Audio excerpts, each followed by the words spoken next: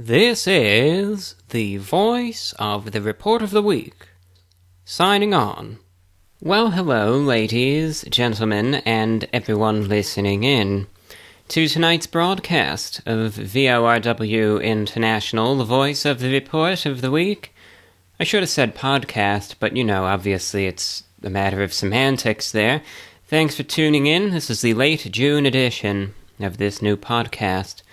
Hope everyone out there listening in is feeling and doing all right.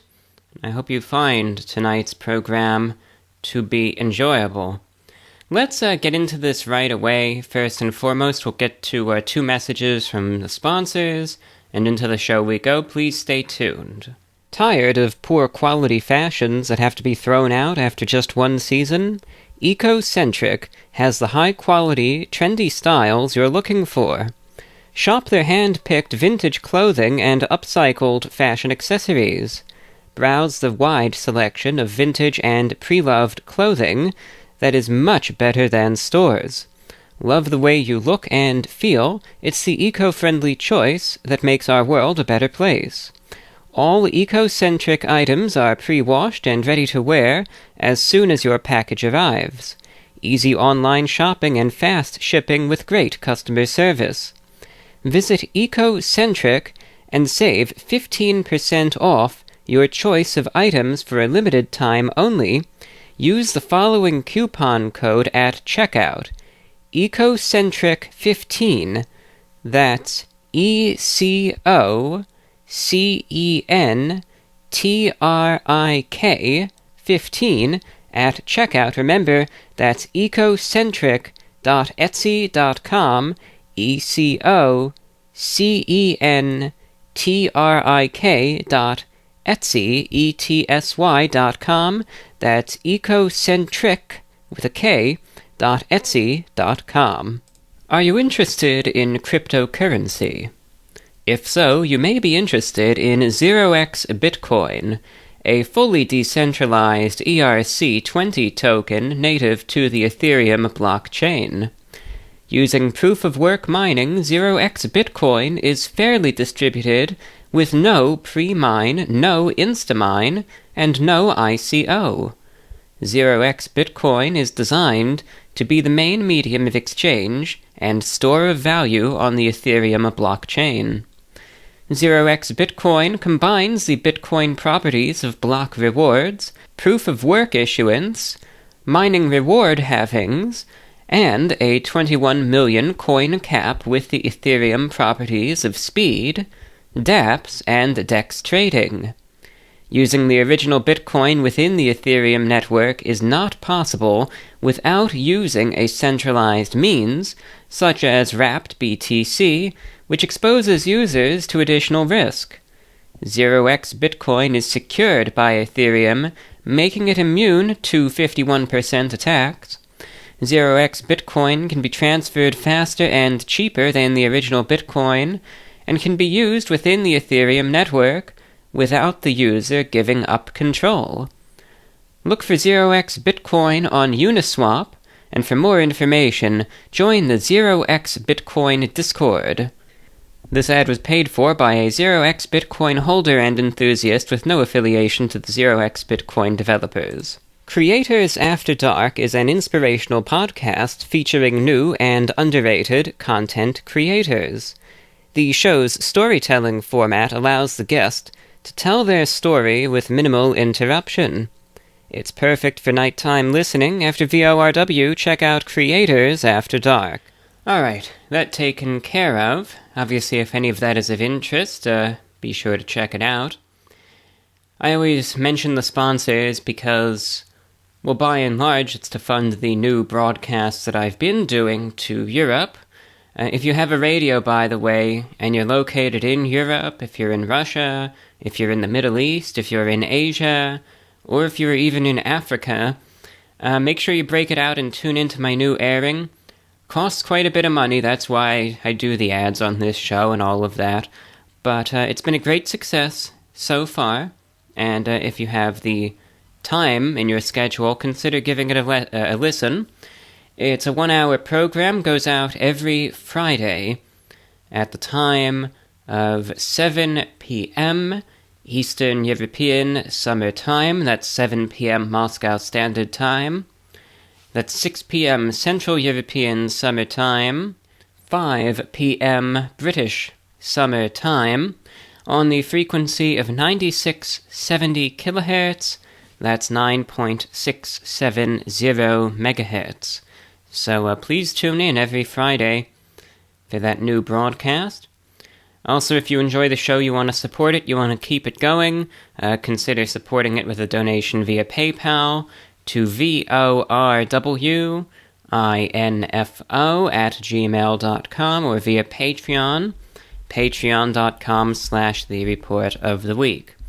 I'll only say that once, but just getting the message out to everyone listening. So we kind of ran through all that sort of stuff. Next order of business, in the last show we mentioned fan art, and indeed, we have a few pieces of fan art featured in this program, and again I would like to extend the invitation to everyone out there listening in.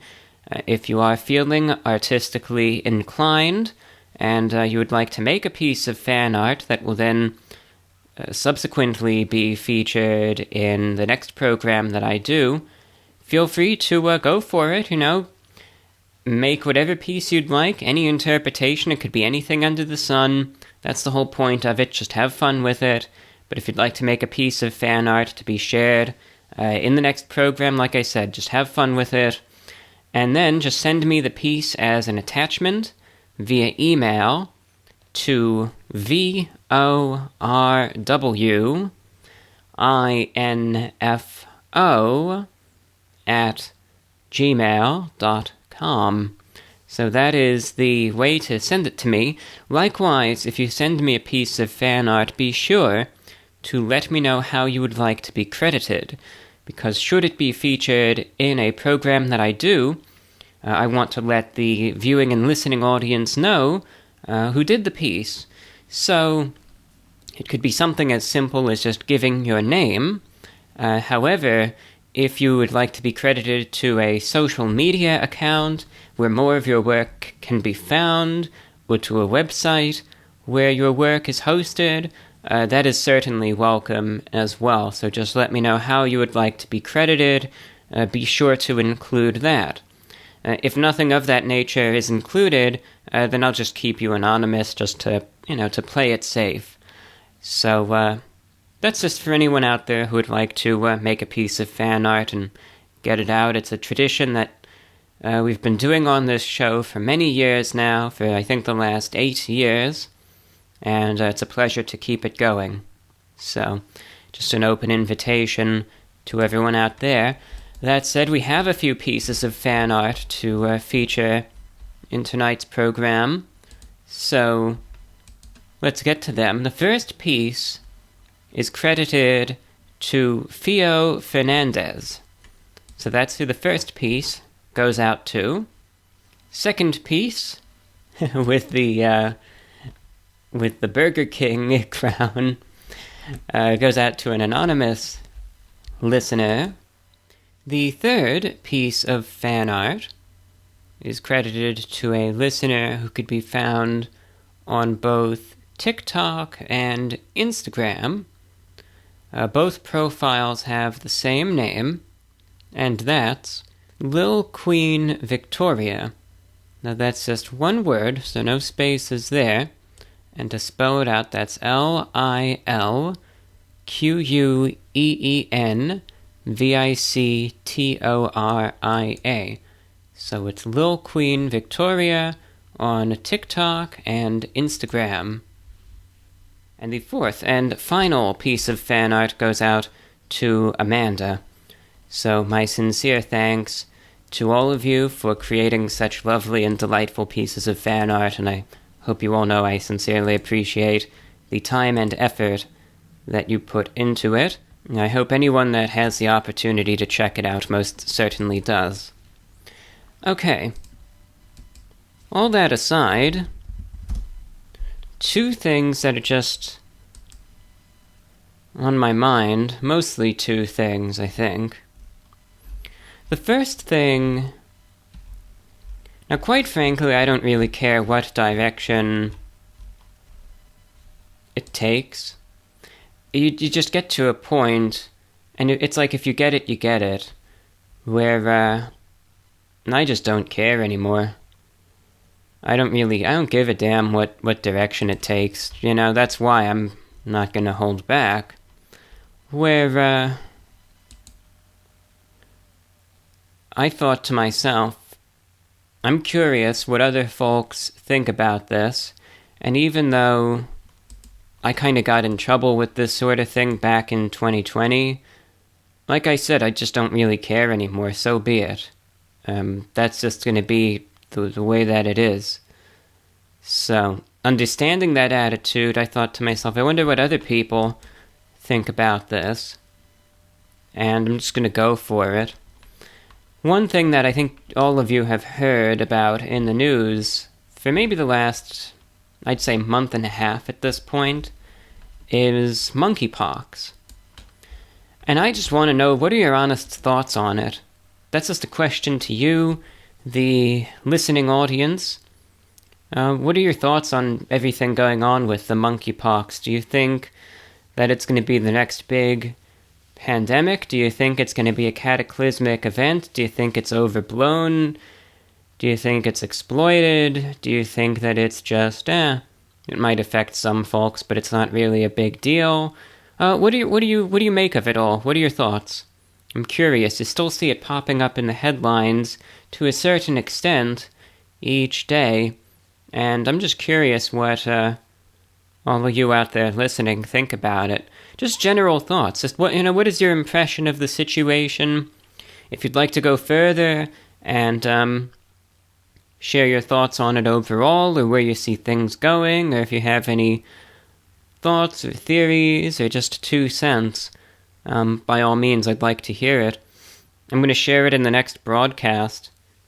Some viewer thoughts and comments thereon, and like I said, I don't really care. They could take the show down if they don't like it. I'm just past the point of trying to beat around the bush with that sort of stuff anymore. So, if you have any thoughts, whatever it might be, regarding the monkeypox situation, I'd like to hear them.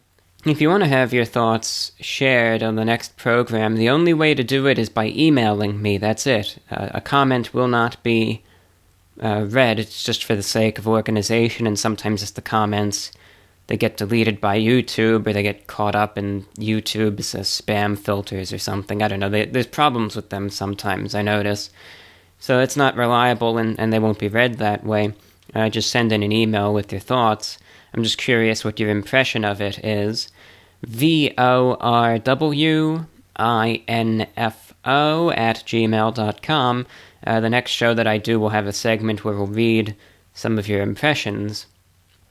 Again, on the monkeypox situation, whether you think it's just something as simple as a weaker strain of a familiar virus going around that isn't really a big deal, whether you think that it's something that's going to be worse, whether you think it's going to kill everyone. I just want to hear it, to just go for it. I'm interested in this sort of stuff right now. So let me know. Don't hold back. VORWINFO@gmail.com. Obviously, if I feel like the show won't be suitable for YouTube, then that segment would be put everywhere else but YouTube, but to be honest, we'll just see what direction it takes and go from there. So, that's the first order of business in that regard. Second thing, I don't know how many people this is really going to apply to, but I've been running into some problems with the radio broadcasts that I do on the shortwave for listeners in North America. To be honest, lately I feel like it's been a waste of both time and money. And I'll just put it in those harshest terms because I don't really think there's any other way to describe it. I really do think that it's a waste of time, a waste of effort, and a waste of money at this point. I think under different circumstances, it wouldn't be. But I think given the way things are right now, There's issues, and that's all you could really say about it. I don't want to go as far as to say that its days are numbered, but have I certainly thought about either A, making drastic changes, or B, pulling the plug completely on it? I sure have.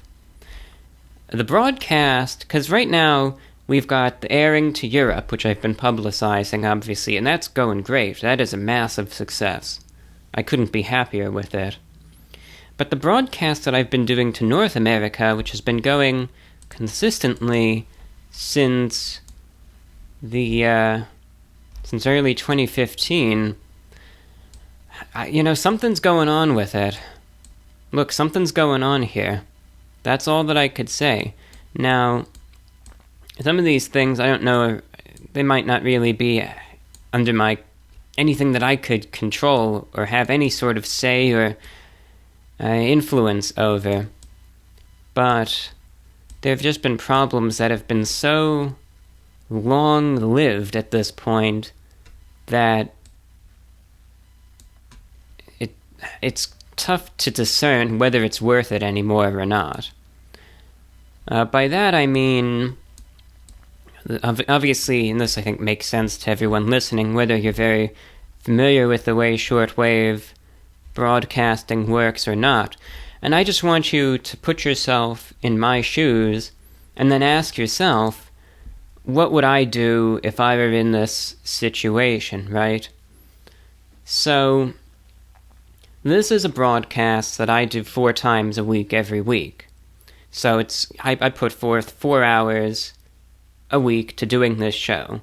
Now obviously it's longer than that. It's more like 8 to 12 hours a week when it comes down to the process of putting together the news that I want to read and discuss, picking out the music, the time that it takes to reply to all the listener emails, recording the show, then editing the show, and all of that.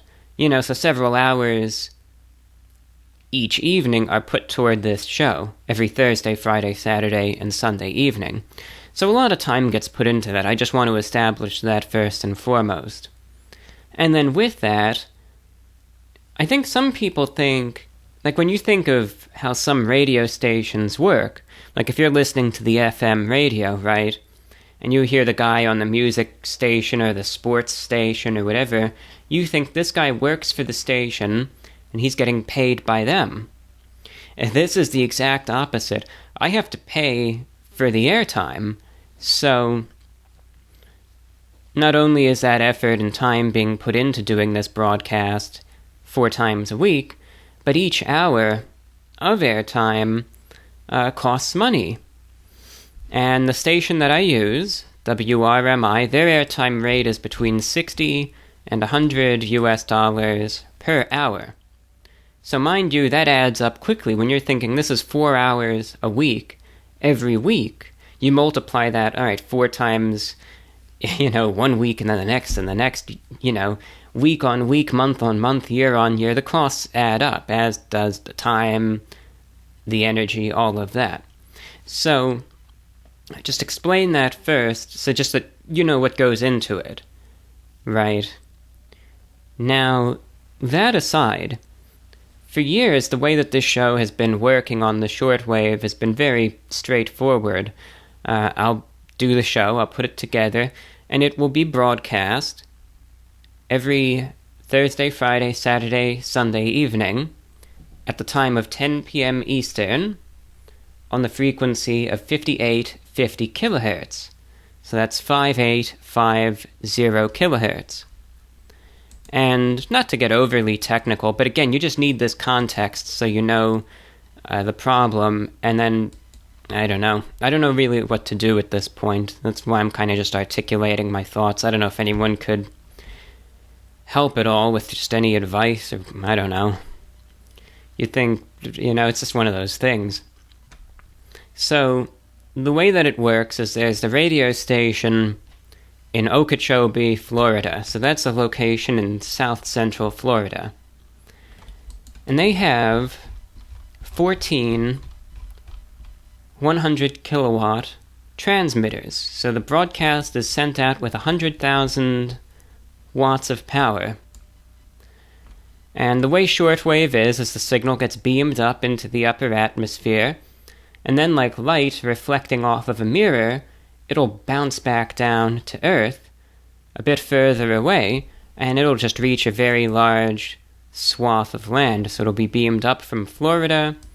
It's kind of directed toward Vancouver, Canada, but the signal will wind up falling back to Earth, starting around the Atlanta, Georgia area, and then all points to the northwest. So the signal will usually come in reliably for listeners in Georgia, Alabama, the Carolinas, Tennessee, and then as we keep going into Missouri, Illinois, Indiana, Ohio, right, and then it'll keep going from there. It'll get into the Great Lakes region, it'll get into the Southwest, into Texas, New Mexico, it'll get over into Utah, Colorado, into the Pacific Northwest, and even into California, into Canada, and it'll just reach a large swath of the country.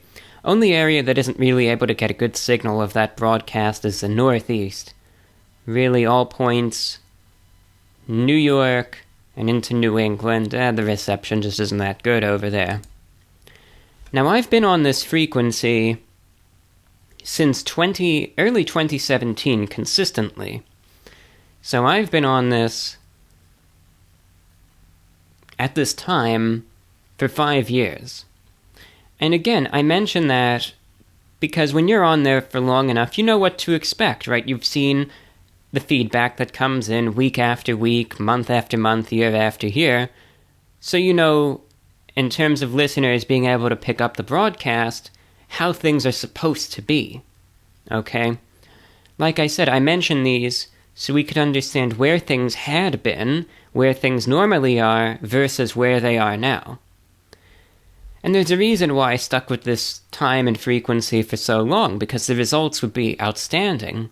You'd hear from many listeners all over the country who, by and large, would be reporting a very good signal. And I was very happy with the results. Like I said, that's why I stuck with that and made that my main frequency. So, things remained good, consistently, again, for years, up until about, again, like a month and a half ago, I would say. And then, just like that, everything changed. Now, at first I thought, because sometimes with shortwave radio, certain weather conditions can kind of make the reception a little iffy from time to time. So it's not always unfamiliar to have some nights where the reception is a little bad. But consistently for several days, then for a week, then 2 weeks, then 3 weeks, and then for a month, and now a month and a half, most listeners across the board are just suddenly, like flipping a switch, saying, well, wait a minute, reception isn't very good for me anymore. And you especially start noticing this in the Midwest, in the Southwest, in the Northwest, on the West Coast. That these areas, and I could even monitor the signal through these online receivers, and you could see for yourself that the signal is considerably weaker night after night after night. And when it happens for so long, just like that, reception just, bam, it's like you're flipping a switch. And it's bad across the board consistently, then something happened. And something has changed here. And even lately, the reception in areas of the southeast, like again, North Georgia, which was usually one of the areas of the country where reception, especially at this time of year, is most consistently good. Usually it's crystal clear up there. But at this point, it's weak, it's fluttery, it's barely audible for the most part. And that's the area these days that's getting what you could consider the best signal. And I've never seen anything like this, and I've been on this frequency and station for the last 5 years.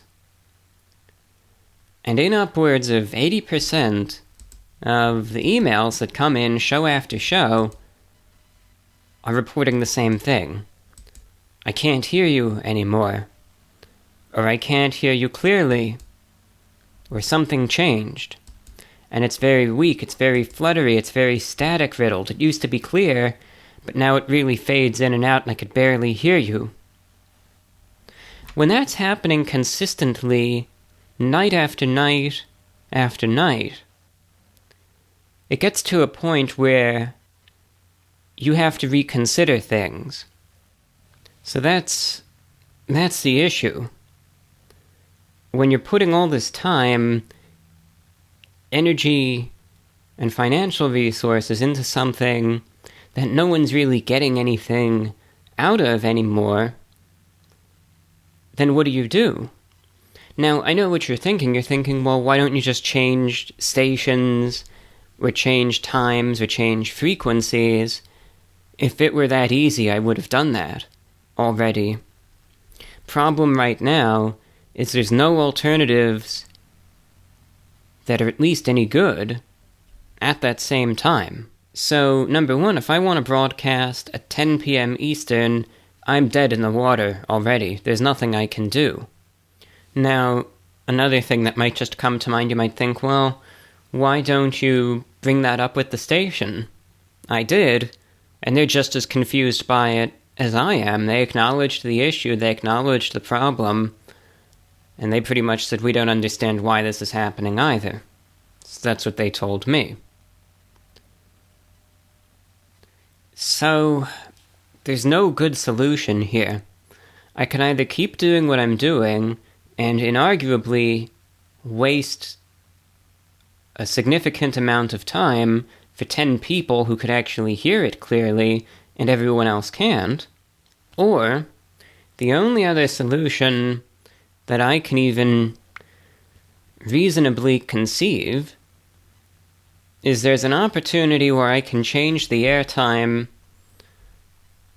to still 4 nights a week, but it would be moved a bit earlier, and it would be on a different frequency, from a different transmitter, and I've tested that for a week, just to see, and the results have improved for some listeners, in the southeast and the southwest mostly, but everywhere else in the country it's no better, so it's like, alright, that frequency is definitely improving things for some people, but others wouldn't really be any better off. I can do that, I could move that, and at the very least it's like, is it really a good outcome? It's not ideal, but would it be better than what we've been going with? Maybe, right? Because at least that would be improving the reception for at least maybe like a third of listeners. And I guess that would be a step in the right direction. As opposed to everyone suffering, now it's just 2/3 instead of 100%. So that's the first choice.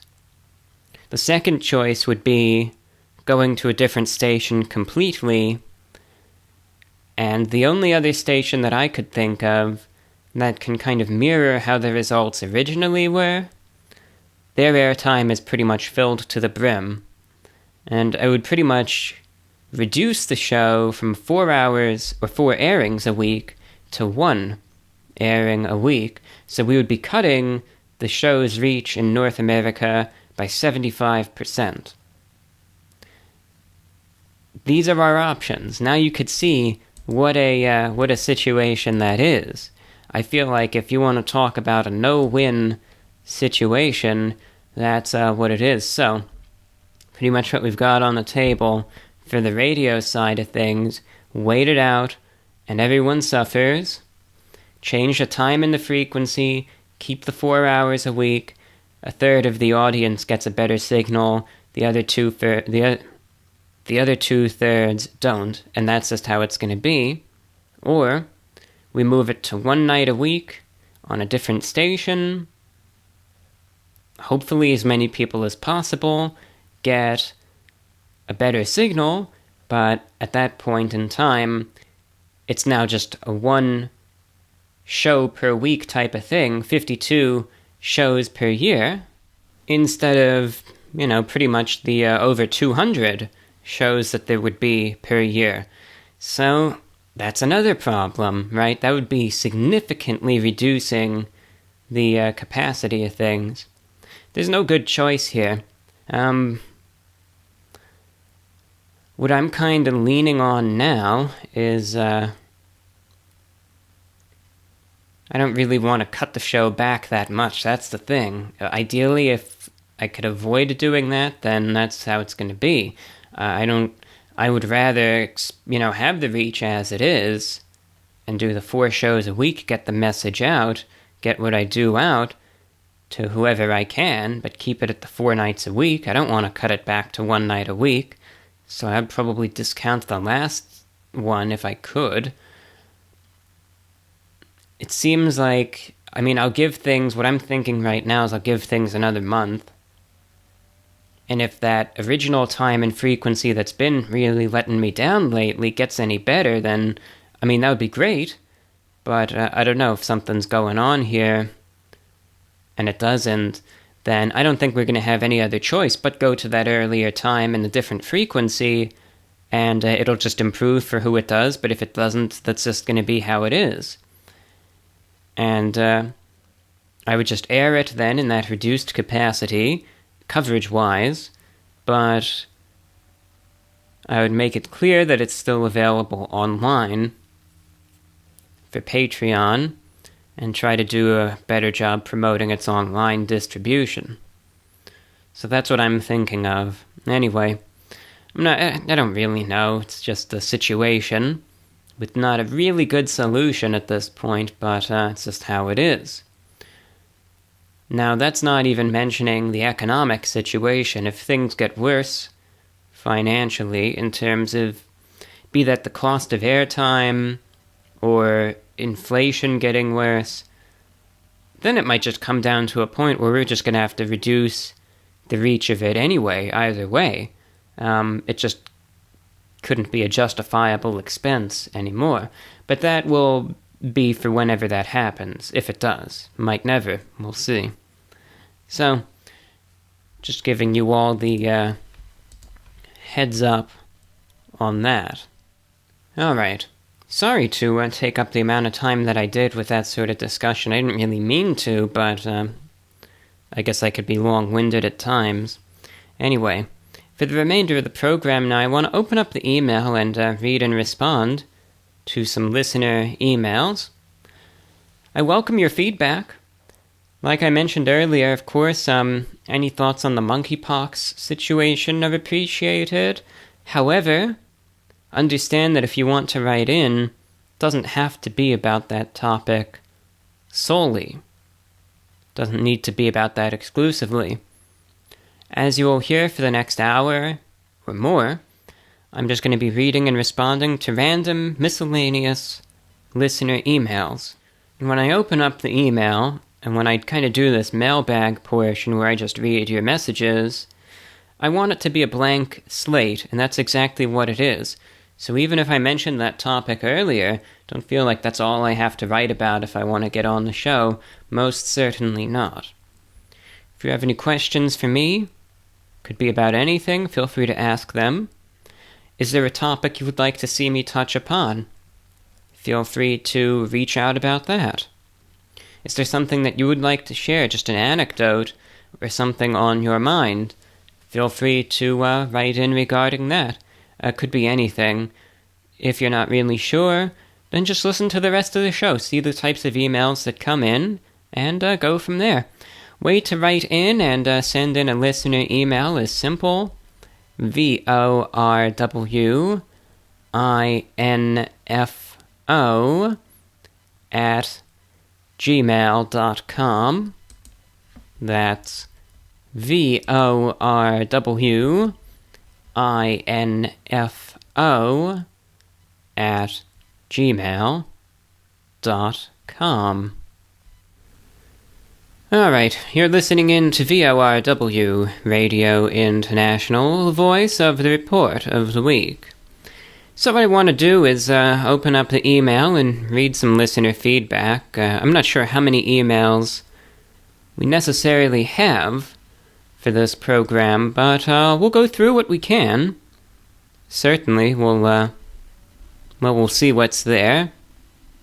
And beyond that, obviously, I suppose that'll be that for the show at this point. So let's take a look. Let's open up the inbox. Let's find out. Okay, here we go. Pretty sure this is where they are. Alright, and let's just start somewhere, because we have to. We gotta start somewhere. And let's take a look. I'm just going through them right now. I think I say this in every show, but it would probably be better to go through these beforehand. But, you know, it is what it is. What does it matter in the end? It doesn't really. Alright, we'll just start on this one. And then we'll work our way down. We have some longer comments and some short ones. This listener says, "Hope you're doing well. I'm having a tough time. Listened to your latest random talk podcast on YouTube recently. Sorry about the negative reviews being spammed at you by dodgy folks regarding the show. You deserve better. Ignore the haters and keep up the good work. Your opinion on life, its formation and existence, that it's a crapshoot, is entertaining. Might as well be the case since the universe may have spun biological life on chance or not." So thank you just for your kind words there, your short comment. You mentioned you're going through a tough time. I hope everything improves for you no matter what it is that you're going through. I hope things get better on your end. We have another short comment coming in from Alvaro. Says, "I listen in on Spotify, really just listen to the show every day." And he said, "Everyone wants me to get off the podcasts, but it doesn't really stop me. Really a big fan of yours." Thank you. So thank you, Alvaro, for writing in.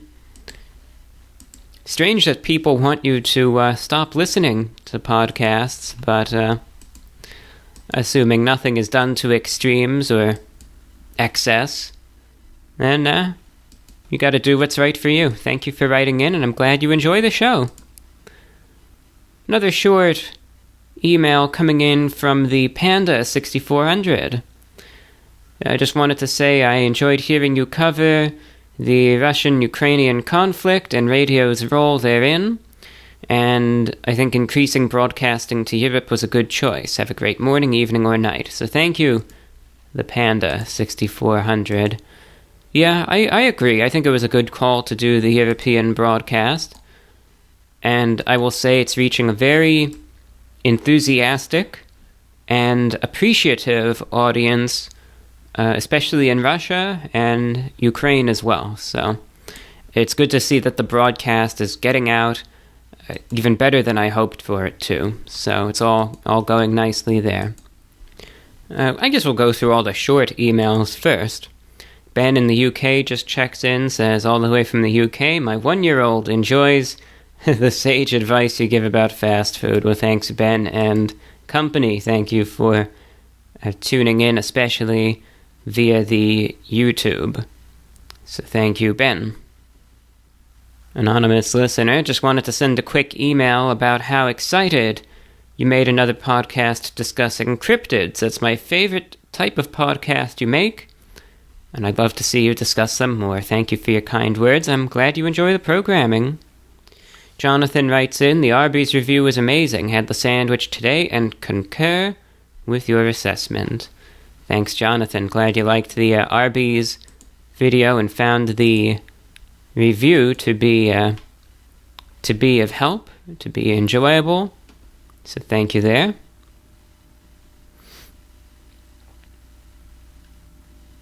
And that's about it, I think, again, for the short emails. So now we'll get into the longer ones. And it goes like this. Chadwick writes in, couple random questions I thought of and wanted to ask you. I've been having trouble reaching any more than a few channel. Okay, I'm just I'll answer that one in writing, because I have a thing that I'll usually send in cases like that. All right. So, Chadwick, if you're listening, I'm going to be sending you a written response for your second one. For those of you who are curious, it was a shortwave reception issue, and I get those from time to time, so I've made a little bit of like a reception guide that I'll kind of send to folks who are having difficulties, just like a little troubleshooting guide. So I'm going to send that to you. Hopefully that'll help. Your first question, though, I don't know. I can't believe someone's actually asking me this legitimately. I'll answer it. It's no problem, but I just kind of laugh. You ask, have you ever considered doing MDMA? No, Chadwick, I haven't. But thank you for the suggestion, though. No, it's... Can't say I've considered it. But like I said, thanks for asking.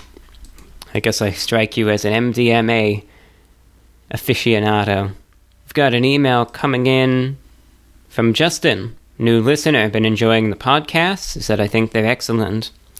Was just wondering what your thoughts are on petitions. I've asked because I found that so many seem to not have faith in them anymore, and I'd like to know how you feel about them. Thank you for your time, and God bless you. Your podcast has been of great benefit to me during a difficult time. So thank you, Justin. Yeah, petitions. Here's my 2 cents. I do think that by and large they're a waste of time these days.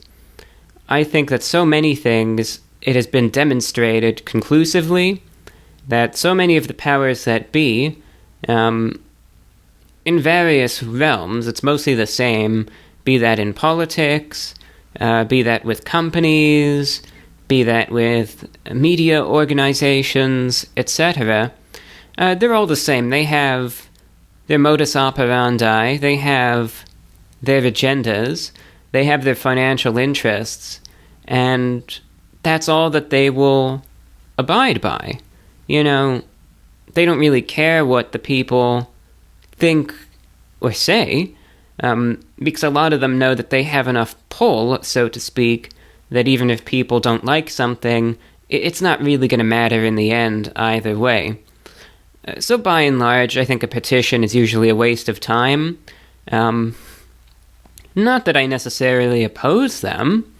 I think if someone has a cause that they believe in, and here's what I think anyway, I think a petition could certainly be used to supplement something.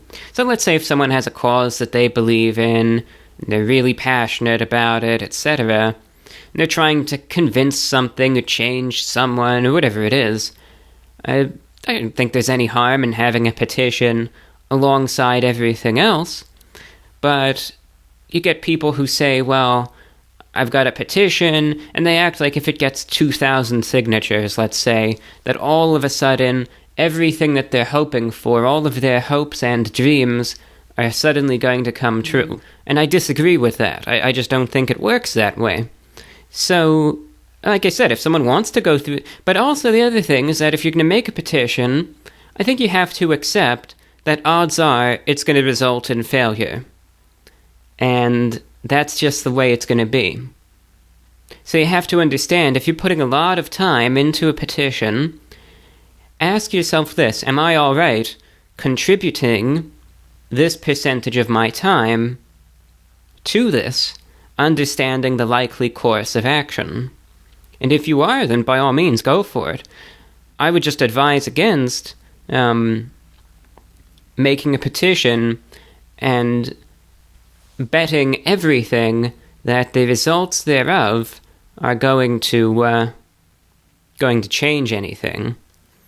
I just don't really think... I'm not optimistic when it comes down to petitions and their efficacy. Of course, there have been instances, right, where a petition does work, where it does change things, but most of the time, do they? No. I don't think so, anyway. I'll tell you this, sometimes I'll get people that'll share these petitions with me, and I just delete the emails. Usually if someone does that, I'm going to mark their email address as spam, because, I just don't want to hear it. That's my honest truth. Sometimes I'll get people who will send me these automated messages. They'll say, so-and-so signed this petition and wants you to do it too. And the problem is that people, they'll do that and they'll send me that email a dozen times. And I think to myself, why do you think spamming that to me is going to make me anything less than frustrated at the fact that I'm being spammed with this? Sometimes I'll check it out, but a lot of these online sites with petitions, they make you register this, input your information there, do this, that, and the other thing, and then I ask myself, for what? Yes, I just don't bother. But like I said, look, if someone's really passionate about it, I can't bash them for doing that. It's something they believe in. It's something that they want to do. I get it. But I don't really think that they do much of anything these days. Maybe there was a time when they did. But these days, not so much. I'll tell you, there was a time, even a couple years ago, where I was a little more optimistic about petitions. And this is kind of what solidified things. It was like, I'll even use myself as an example here. I was, back when Radio Australia first left the airwaves, there was kind of a little bit of advance notice, and there was a lot of protest. And there was a petition going around to send to the Australian Broadcasting Corporation to try to make them reconsider their position on abandoning the shortwave broadcast. I signed the petition, and I promoted it. I promoted the hell out of it. I even promoted it on this podcast. Oh boy, what a load of good that did, What a world of difference that petition made. Boy, that really showed them all right. That really changed their minds. Yeah, so beyond that, I felt like I wasted my time. I wasted my effort. I wasted my energy for what, But like I said, you want to do it, then do it. I don't think it's something that's inherently wrong. It's just a matter of, are you putting your time to good use or not? And I can't answer that, that's something you gotta decide. So that's the petition answer. Joe in Boston. 3 questions, and for the most part I've got 3 short answers. Question 1. I've been in Florida for 2 weeks, and I saw you wearing a light sweater in your Arby's Wagyu review. Not sure where you are exactly, but don't you get hot? It's been no less than 85 degrees every day I've been here. No, believe it or not, I don't. Well, here's 2 things that you have to understand. Number 1, the heat doesn't really bother me that much. You have to understand that, weight-wise, there's really not a lot of substance here. I'm like a glorified skeleton, essentially, and I get very cold very easily. So, as a result, I don't really sweat at all, nor do I overheat. So when I'm outside, let's say in that review, I was wearing a long-sleeve white shirt, I had a black vest on, and then I had the black sweater over it, and it's actually, I call it like a house coat. It's actually like, it's longer than my knees. It kind of goes down halfway, at least to halfway along my calf. So it's a very long, kind of like coat thing, all black, and obviously black pants, black socks, black shoes. But I wasn't hot wearing that. I was fine. That's not to say that I was freezing cold, but I was, temperate. And I sat outside, I did the review, and after the camera was off, I stayed outside for a little bit, ate the rest of my meal, and that was that. Like the other review that I did for the Pizza Hut thing, you could see I was wearing a black 3-piece suit. Same type of situation. So because the temperature doesn't really bother me and I don't sweat very much at all, I feel comfortable wearing that sort of stuff outside, and it's fine with me. But at the same time, you have to put into account various factors as well. I always have a cold drink nearby, number one. So that's the most important thing. Ice water, usually.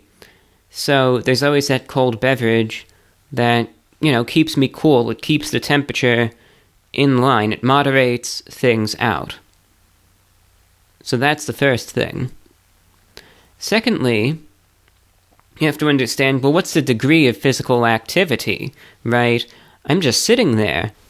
I'm very sedentary in that regard. I'm not outside doing heavy lifting.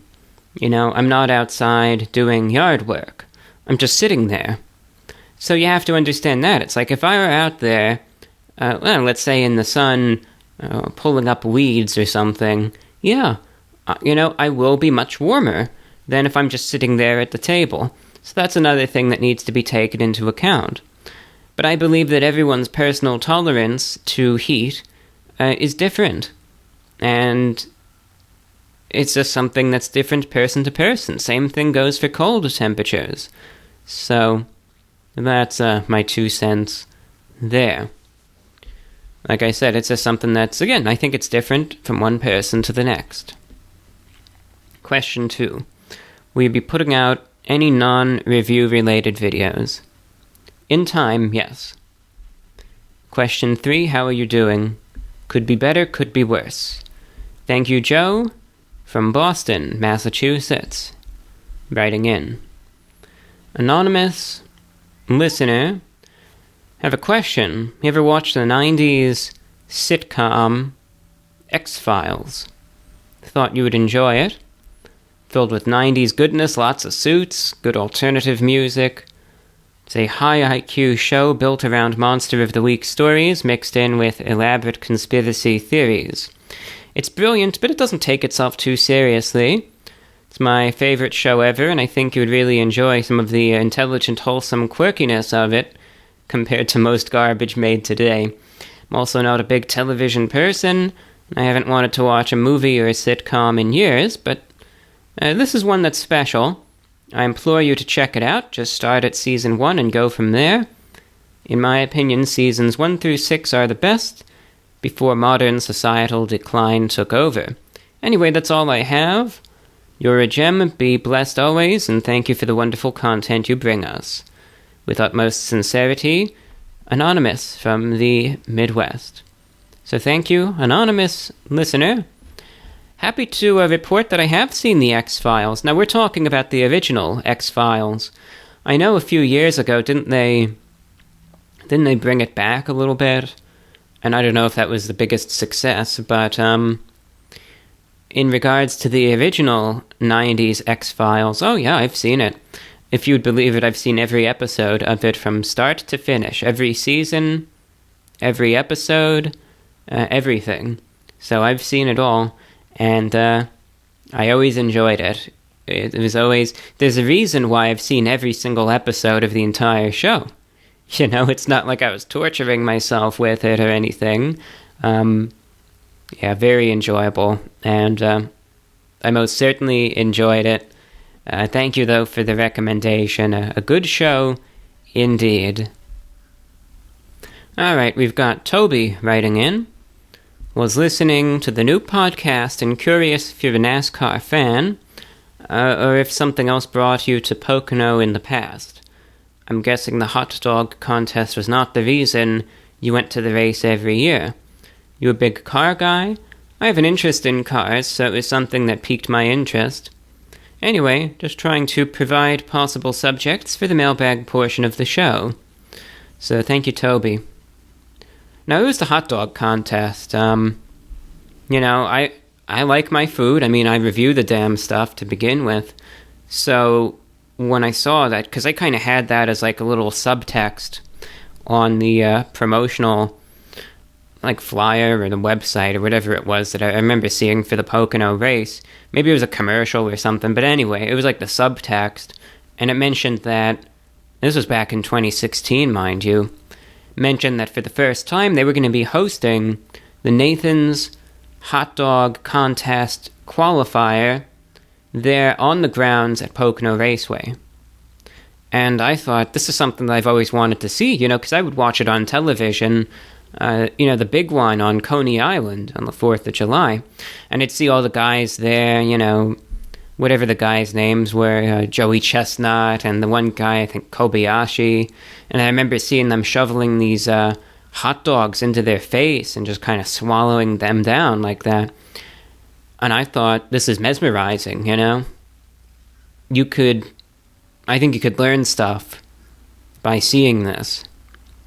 So I looked at it like in two ways. I thought to myself, all right, I'm going to treat this number one as a little excursion, get out of the house, go to Pennsylvania a little bit, and, just see the sights along the way, but use that as just a little bit of an excursion, get some fresh air, etc. Number two, most importantly, I treated it like a pilgrimage of sorts. I can finally see the event with my own two eyes, right? I could watch it. I could watch these guys eat these hot dogs at an extraordinary rate, and now I could determine for myself whether or not there's any tricks, like whether or not, let's say the guys are using sleight of hand, right? Because you think to yourself, how could someone actually eat 50 hot dogs? So maybe one of the guys has like a long sleeve shirt or something, right? And, he's using elaborate sleight of hand, and he's actually putting the hot dogs down his shirt sleeve instead of eating them, but he's doing it so quickly, like those Las Vegas magician shows where you're just not noticing it. And, that's a possibility. Or maybe if he's just wearing a t-shirt, he could have it tucked in, and he's just dropping them down into his shirt instead of eating them, right? And you're just not noticing it because there's so much action going on. So I wanted to verify that those things weren't happening, and that they're really eating. And number two, these guys are like, I don't know the right word to describe it, kind of like food gurus of sorts. And there's like the phrase that goes, you want to learn from the master. Well, these guys are the masters. So I was there, I was thinking, even if I could just be in their presence for a little while, even if it's just for 15 minutes, watch them eat all these hot dogs, maybe I could learn something through it. Maybe I'll feel a little bit better, maybe just some of their energy will transfer over to me, and it'll be kind of like a healing process, in a way. So that was the most important reason. That's why I went in 2016, even in the rain and everything, to see that. And same thing in 2017. Coincidentally, I know I mentioned that in the subsequent years I haven't gone, mostly due to the COVID stuff and then just too many people, but coincidentally they actually moved the location of the hot dog qualifier, so there wasn't any motivation to go anymore at that point, honestly. So, that's why I would go. It's like the cars, that's just an afterthought. It's just, I want to be there for the hot dogs. So, there you have it. No, I'm just kidding. I'm just messing around with you, Toby. No, I would always go to NASCAR for the race. That's why I would be there. I've been going to the NASCAR race in Pocono for years, probably since like 2005 or so. And it was to see the NASCAR stuff. It became like a yearly tradition of sorts. And it just so happened that I was walking around one of those years and happened to see the booth for the hot dog stuff, and I thought, oh, what the hell, let's watch it and see what happens. Because it looked like the race that year was going to be rained out anyway, so I thought, why not? Let's see what it's all about. So that's where that came from. But no, it was just like a tradition of sorts, see the race. All the drivers that I really liked, I don't think they're racing anymore. I always used to like the Hendrick Motorsports team. I always liked Jimmy Johnson, Jeff Gordon, Dale Earnhardt Jr. Those are my three favorites. And it was enjoyable to see, but my god, those cards are so loud. It's one of those times where the television, it's just, you will never understand how loud they actually are until you're physically there. It's like it's so loud it makes your ears sting, so you gotta be wary of that, and if you're sensitive to loud noises like I am these days, prepare to be in migraine hell, even with ear protection. Alright, let's check out some more emails. Let's see what we've got next. Alright. Short email comes in from Elijah. Just said, I saw a clue on Jeopardy that you would like. Said, still important in the developing world, this long-distance radio format uses frequencies between AM and FM. Thank you for sharing that with me there. Next email comes in from Charles, who says, back in 2020, I was tasked with writing a bucket list for a school assessment. While most other students didn't take the assignment seriously, I actually wanted to sit down and figure out what I wanted to do with my life before I die.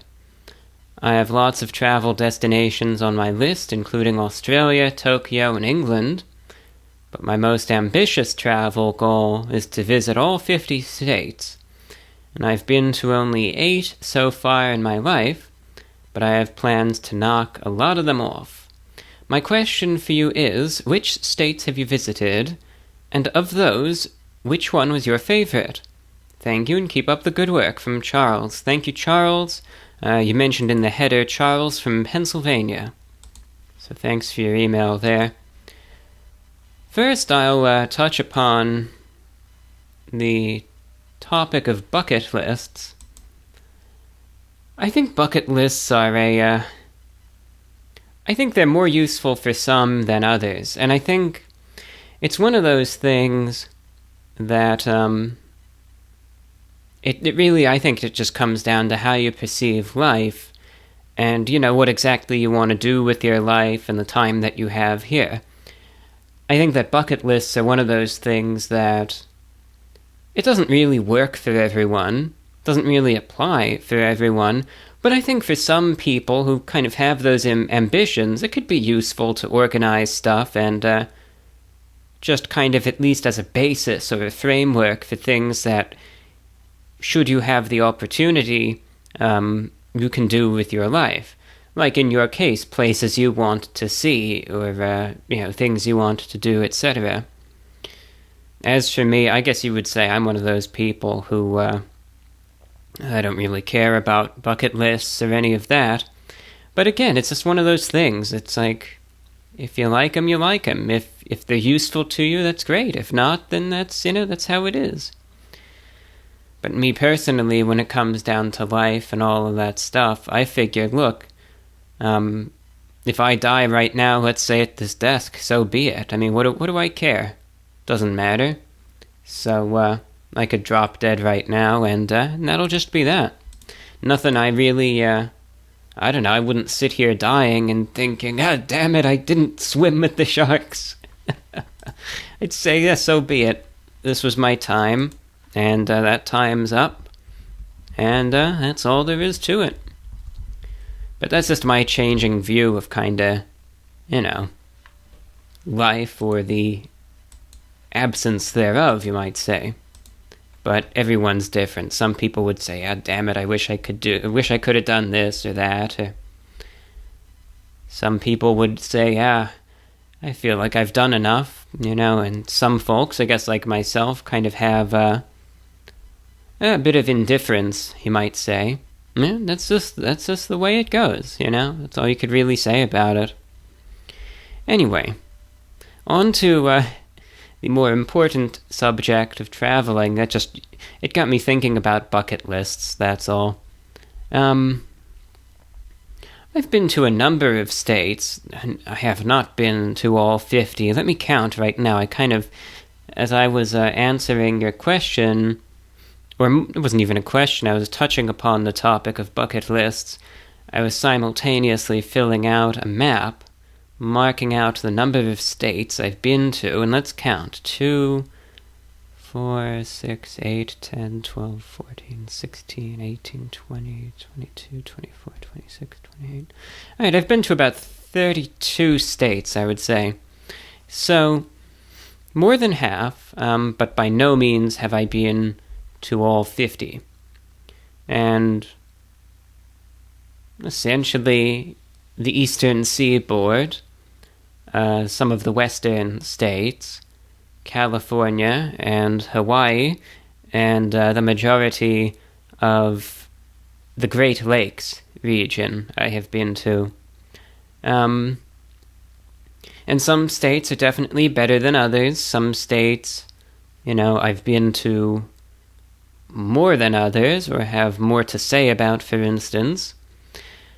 I mean, obviously, I think one of my favorite states, but I'm not really going to count this, is Florida, but it's different. I think we're talking about states that I've visited, so I'm going to exclude Florida from the list. Some of the states that I liked were Hawaii. That was a pretty good state in terms of at least stuff to see. It's a state that's got its problems, let me tell you, but it does have some beautiful areas therein. Hawaii is definitely a pretty good state if you would like to see it. I will make the brazen claim, having been there, that I think the island of Maui is overrated, but that's just my saying so. Personally, I enjoyed the Big Island of Hawaii the most. Honolulu was a pretty nice city, but again, when you're analyzing these things from a tourist perspective, it'll only go so far. But I would say my favorite was the Big Island of Hawaii, and following that was Honolulu. But Maui, I don't know, it's overrated in my opinion. I don't really... Not that there's bad things, of all the islands there, that was the one that I enjoyed the least. So that's just my take on that, should you find yourself in Hawaii. Otherwise, Maine and New Hampshire, pretty good states right there, I'll say that. I think that they're pretty, but they're rich in history. The city of Boston has some history as well, and I enjoy that kind of stuff. Virginia, all of Appalachia, I like. Virginia, especially the western parts of Virginia. West Virginia, of course. Kentucky, Tennessee are nice.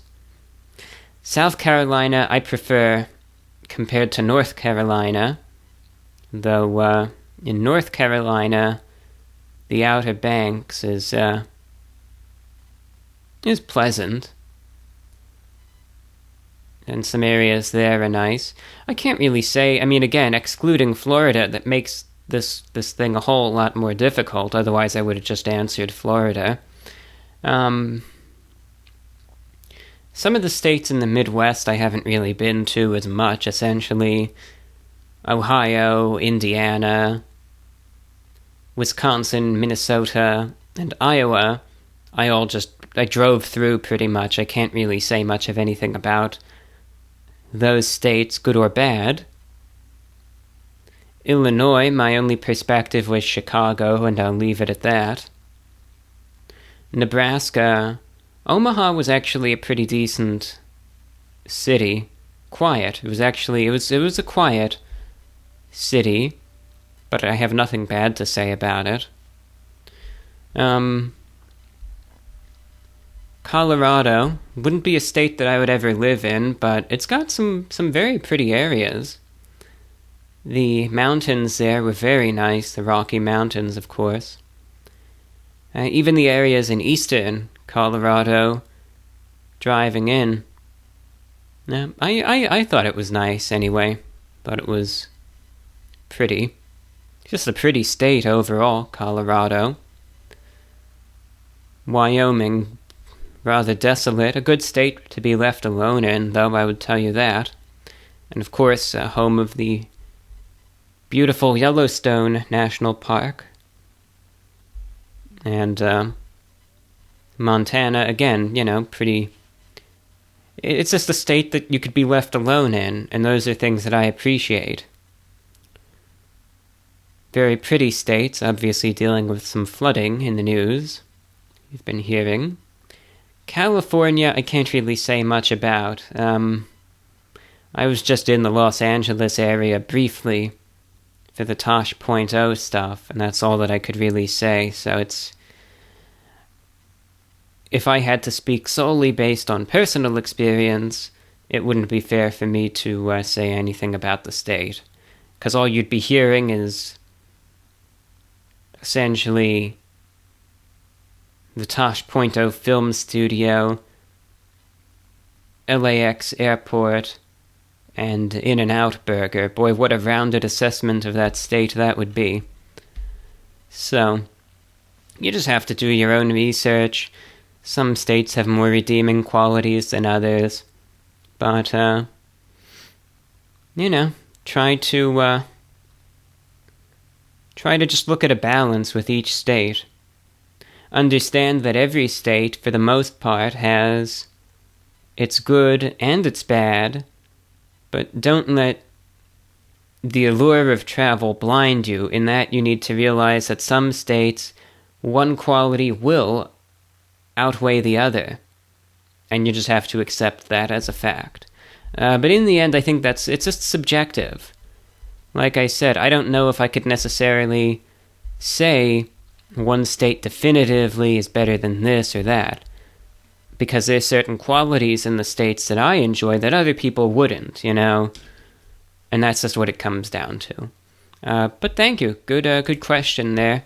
Made me think a little bit about that sort of stuff. So thanks for writing in. We'll actually go right over to this question, since it's actually in a similar vein, not quite, but regarding states, actually. Matt in Portland, Oregon. As someone who grew up in rural southern Oregon and moved to Portland a few years ago, I'm still struck by the cultural and political divides between the two. As an example, a fair number of kids at my high school had Confederate flag stickers on their cars, but in Portland, that sort of thing would likely get you suspended. The idea that big cities are suppressing the political will of rural areas is such a common one, from where I'm from, that there's been a desire to create a new state of Jefferson out of southern Oregon and northern California. And I was wondering if you've had any experience with this cultural divide, and or your thoughts on it generally. Thanks for all the years of entertainment, and I hope you have a wonderful day. Sincerely, Matt, Portland, Oregon. This is something that I've thought about a lot, to be honest with you. I'm going to load up some maps right now. I have thought about this so much that I think some of you listening wouldn't believe it. But in my free time, oh, you got nothing better to do with your life, blah, blah, blah. Well, that's true, perhaps, to an extent, but it's my time and I'll do with it as I please. And one thing that I've done is, for the most part, I've assessed, essentially on a cultural and political level, every single state in the United States on a county-by-county scale. Name a state, and I've done it. I'll look at the, political maps, essentially. You could easily see the different parts of the state, and just the urban-rural divide, which states are essentially more predominant one way or the other, and it's gotten me thinking about various hypothetical scenarios. And there's a few states in particular that I've kind of honed in on, where this is overwhelmingly apparent, especially the states of Virginia. You could look at the Northern Virginia area as opposed to the rest of the state. You could probably make the exemption with Richmond. Look at, just to the north of that, look at Maryland, and now compare the D.C. suburbs and Baltimore to the rest of the state.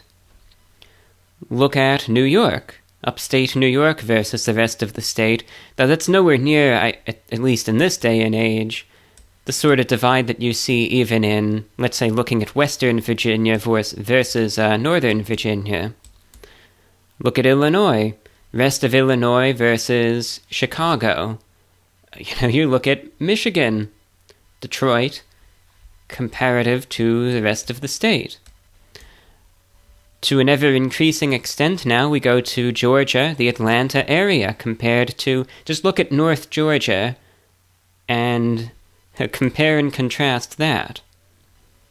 Look at the state of Texas, compare the Texas Panhandle to Austin,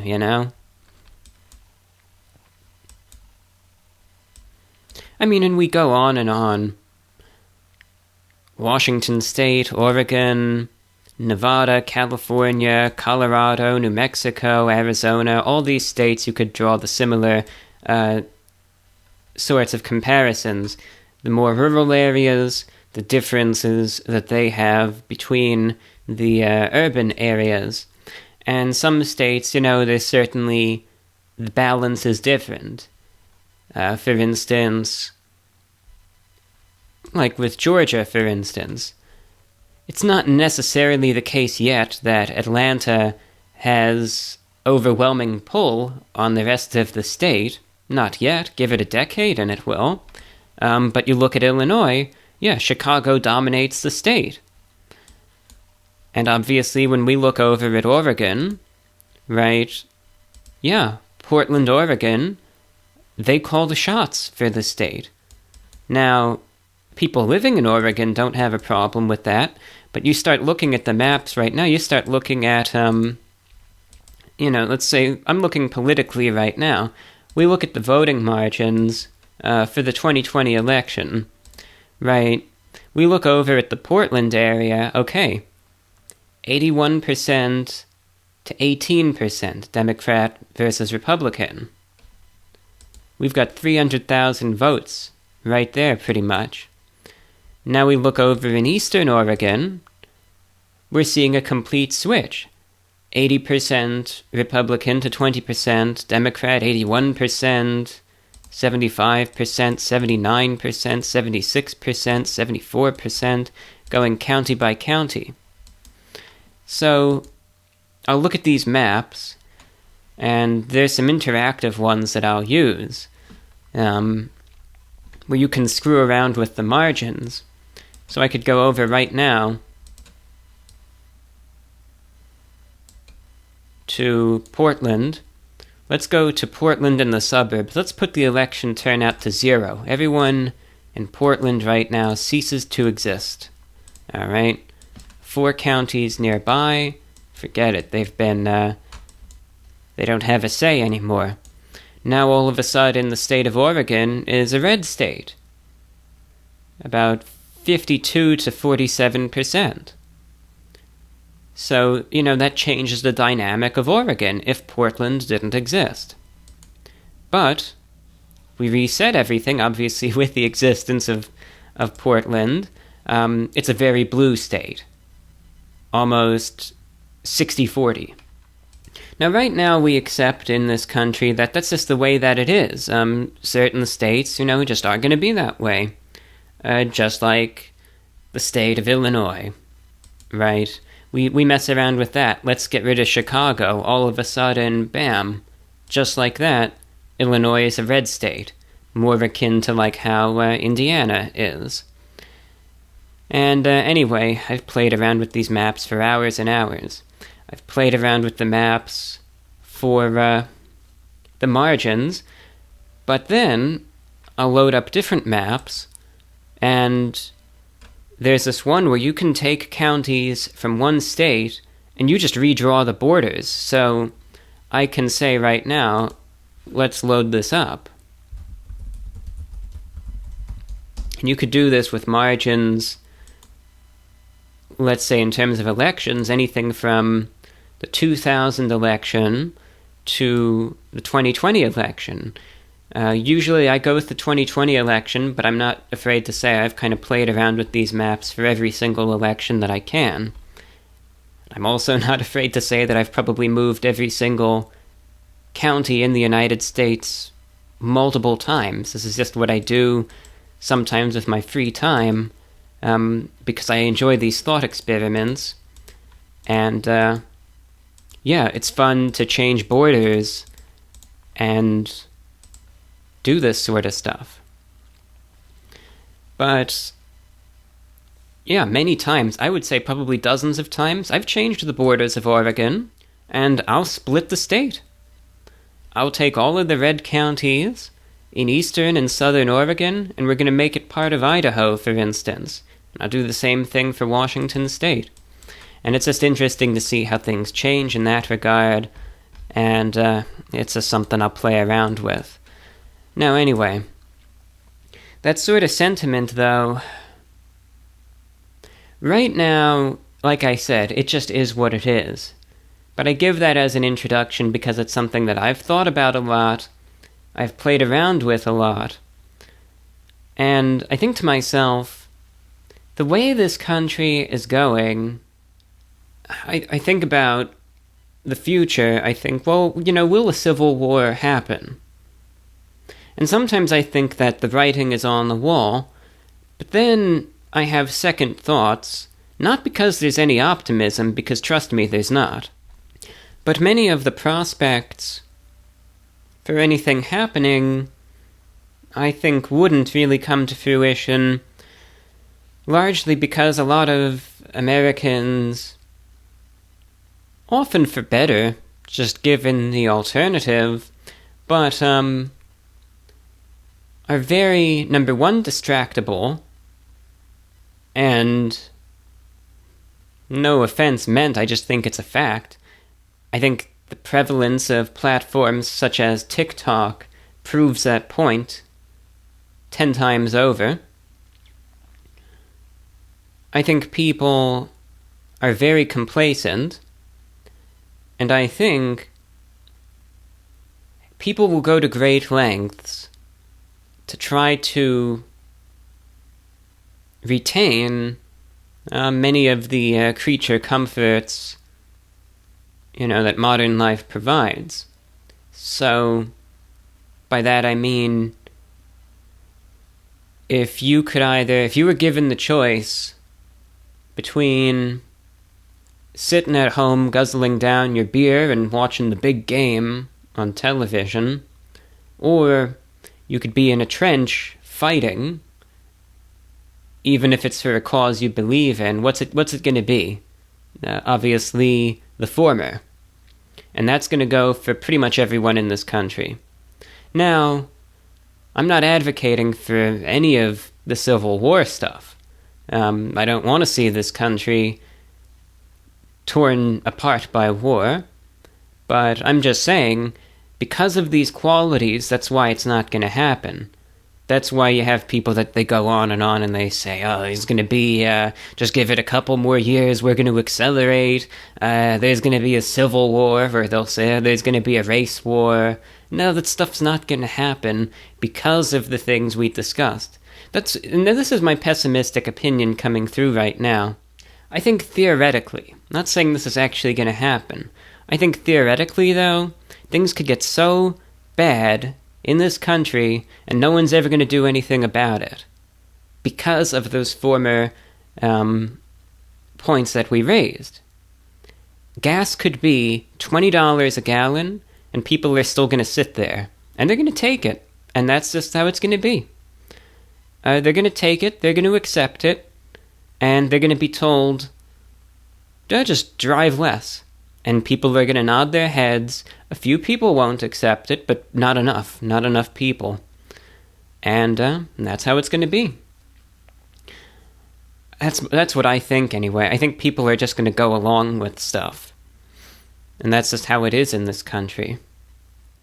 Part of me thinks that you could have hyperinflation that'll make the Weimar Republic seem like paradise, and people will gladly take their wheelbarrows full of worthless US dollars at that point to go buy a loaf of bread. And I think, sadly, too many people might just be thinking, well, what few personal possessions of mine can I try to trade out so I could get another wheelbarrow, so now I could bring 3 wheelbarrows full of money to buy the next loaf of bread, instead of thinking, why did we get in this situation? Is there anything that can get us out of it? I think people they accept a lot of stuff and very complacent. At the same time, though, I think some of that stems from the fact, not that everyone is just, they're passive, misguided idiots, and if they tell you to jump off a cliff, they'll all do it. Right. I don't think it's that completely. I think a lot of it also comes from a feeling of, powerlessness. You look at the ruling class, you look at the Washington establishment that goes both ways. A lot of it's just the same people with a different letter next to their name, but in the end, what the hell difference does it make half the time? And you get that. You get people that think, look, I'm just one person. What does it matter in the end? Nothing's ever going to change. I'm just one person. And that's where it comes down to. I get resigned to that too. I think, look, so many problems going on, but I'm just one person. What does it matter in the end? Things just are how they are. Things are just going to be the way that they are. I think a lot of things are kind of predetermined in a way that it doesn't matter. And I feel anyway that because of that, it's just going to be a certain way, and you feel powerless. I feel resigned to it. I feel resigned to a future where everything's just going to get worse and worse and worse. And just say, yeah, I don't like it, but what can I do about it? No one's going to do anything about it. You can't do anything about it. That's what you got to realize, I think, at this point. You could think in a perfect world, if everyone did this and that and the other thing, we could fix these problems and those problems and make life better for everyone. But is that going to happen? You think about how people are, how a lot of people actually are. The inherent greed, the inherent selfishness, I think the inherent, in some folks, psychopathy, that people are going to exploit the goodwill and generosity of others for their personal gain, that they'll drive what could be good causes right into the ground because of those traits established, and just things won't be able to turn around because of that. We're going to do it to ourselves. That's why so many things wind up this way.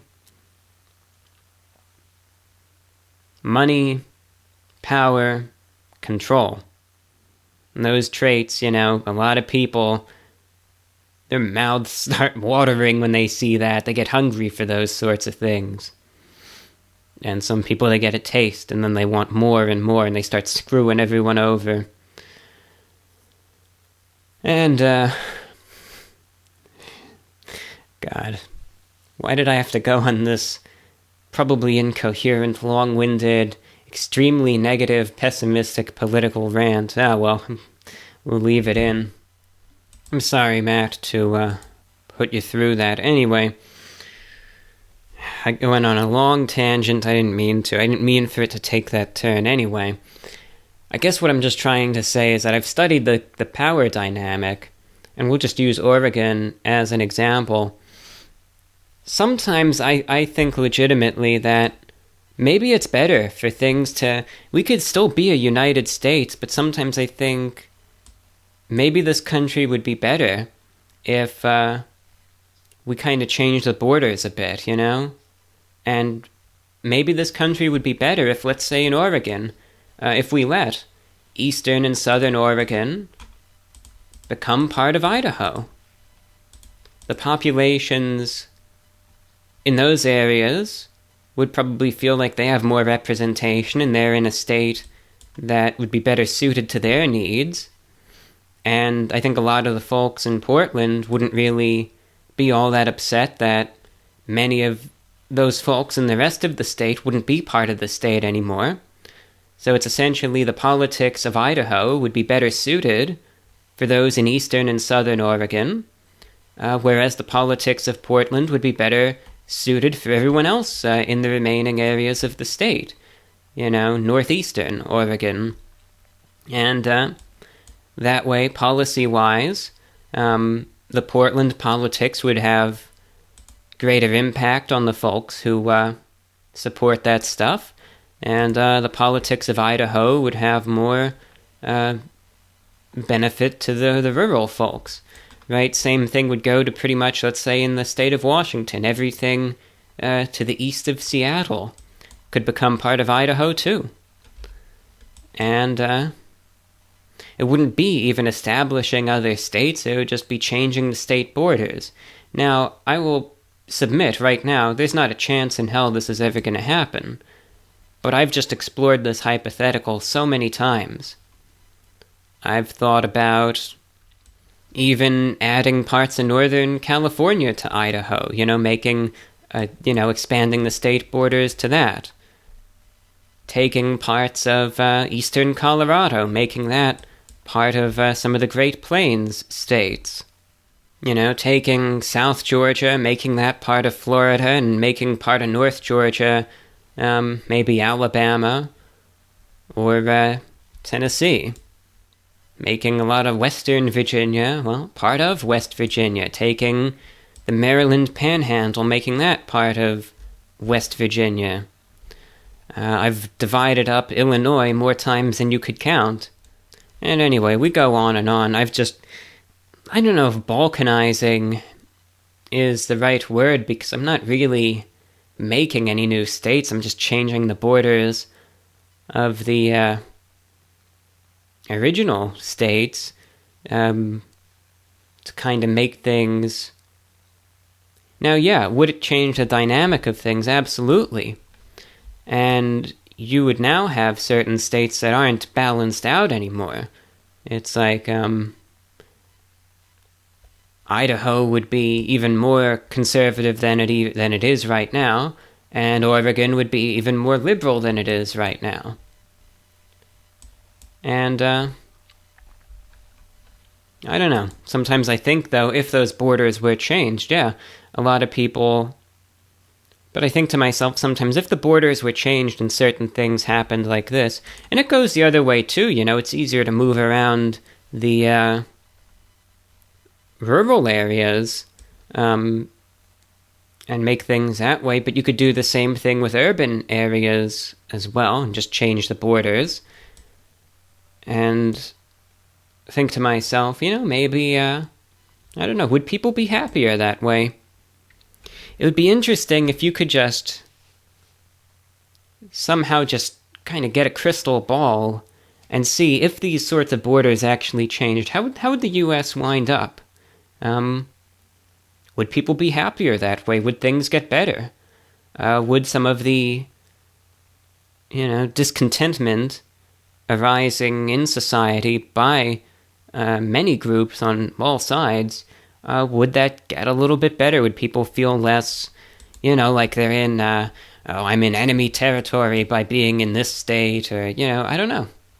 I can't answer that. I don't know how it would play out. But certainly something that I've thought about.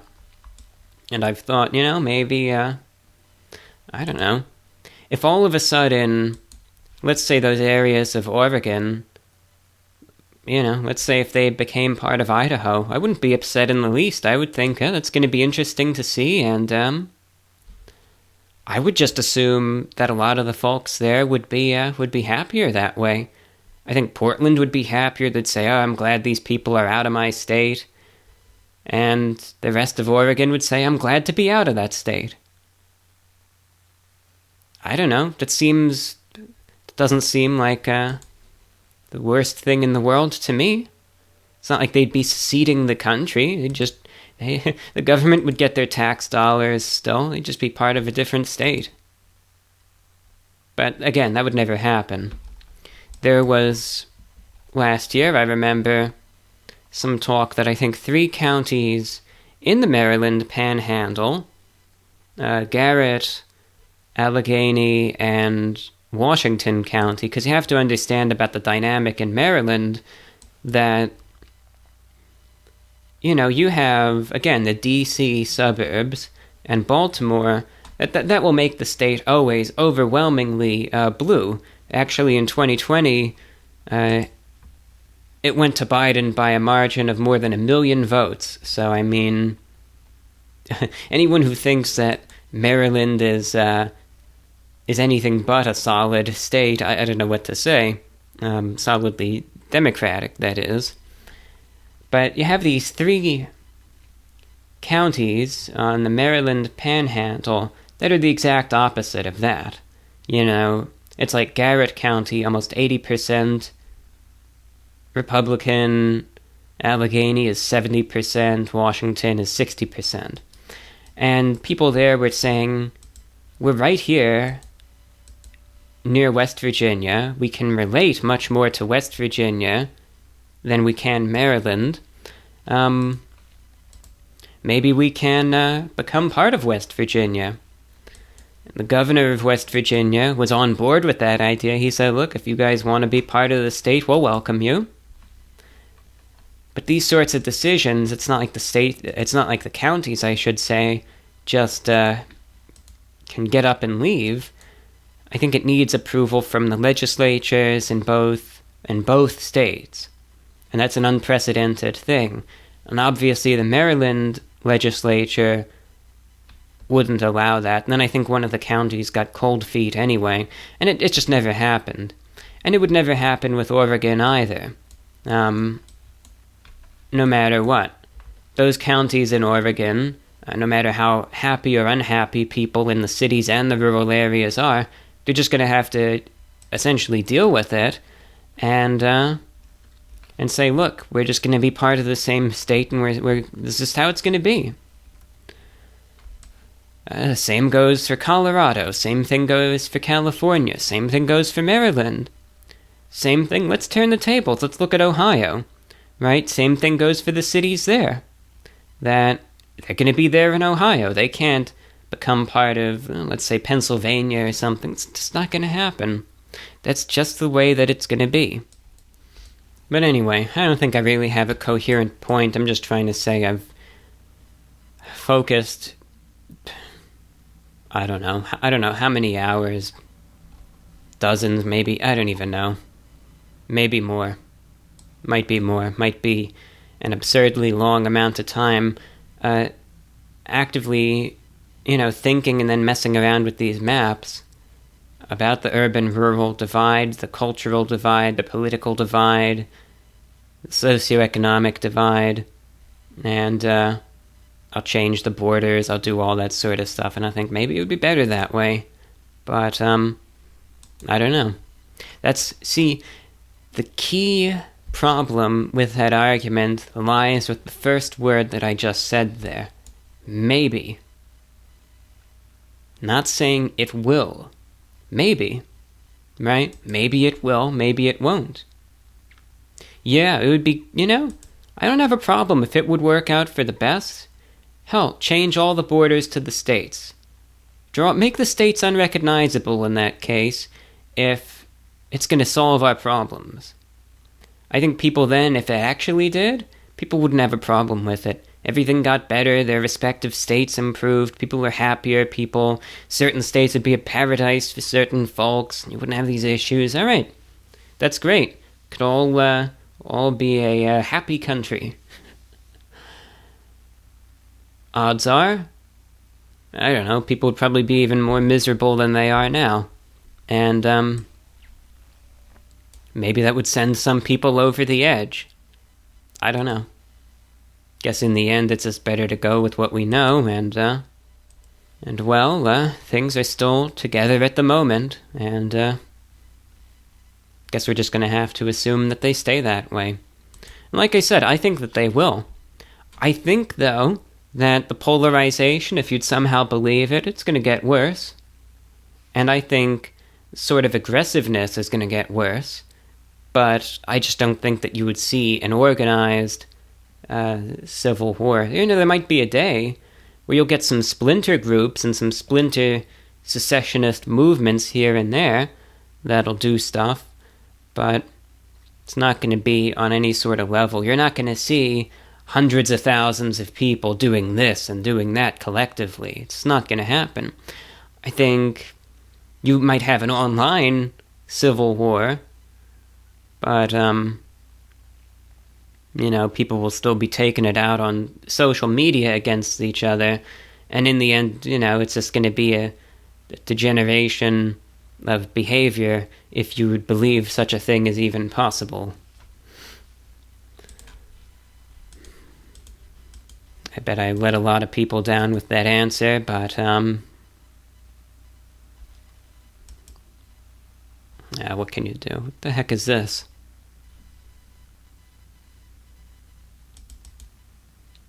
What does this mean? An email just came in.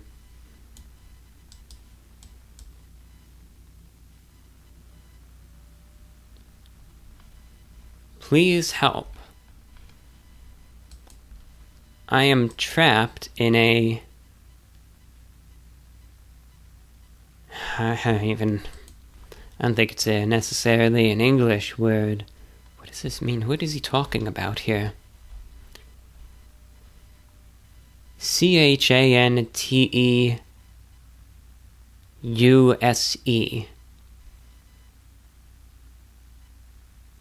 I look that up, and first word is in, looks like French.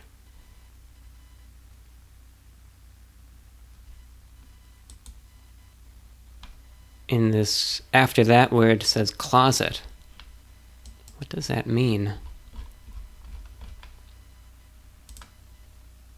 Then again, the word is spelt at CLOSIT.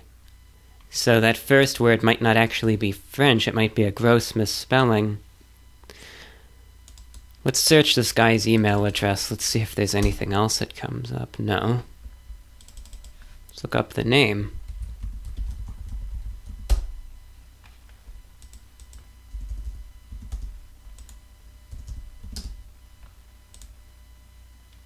No. Nothing.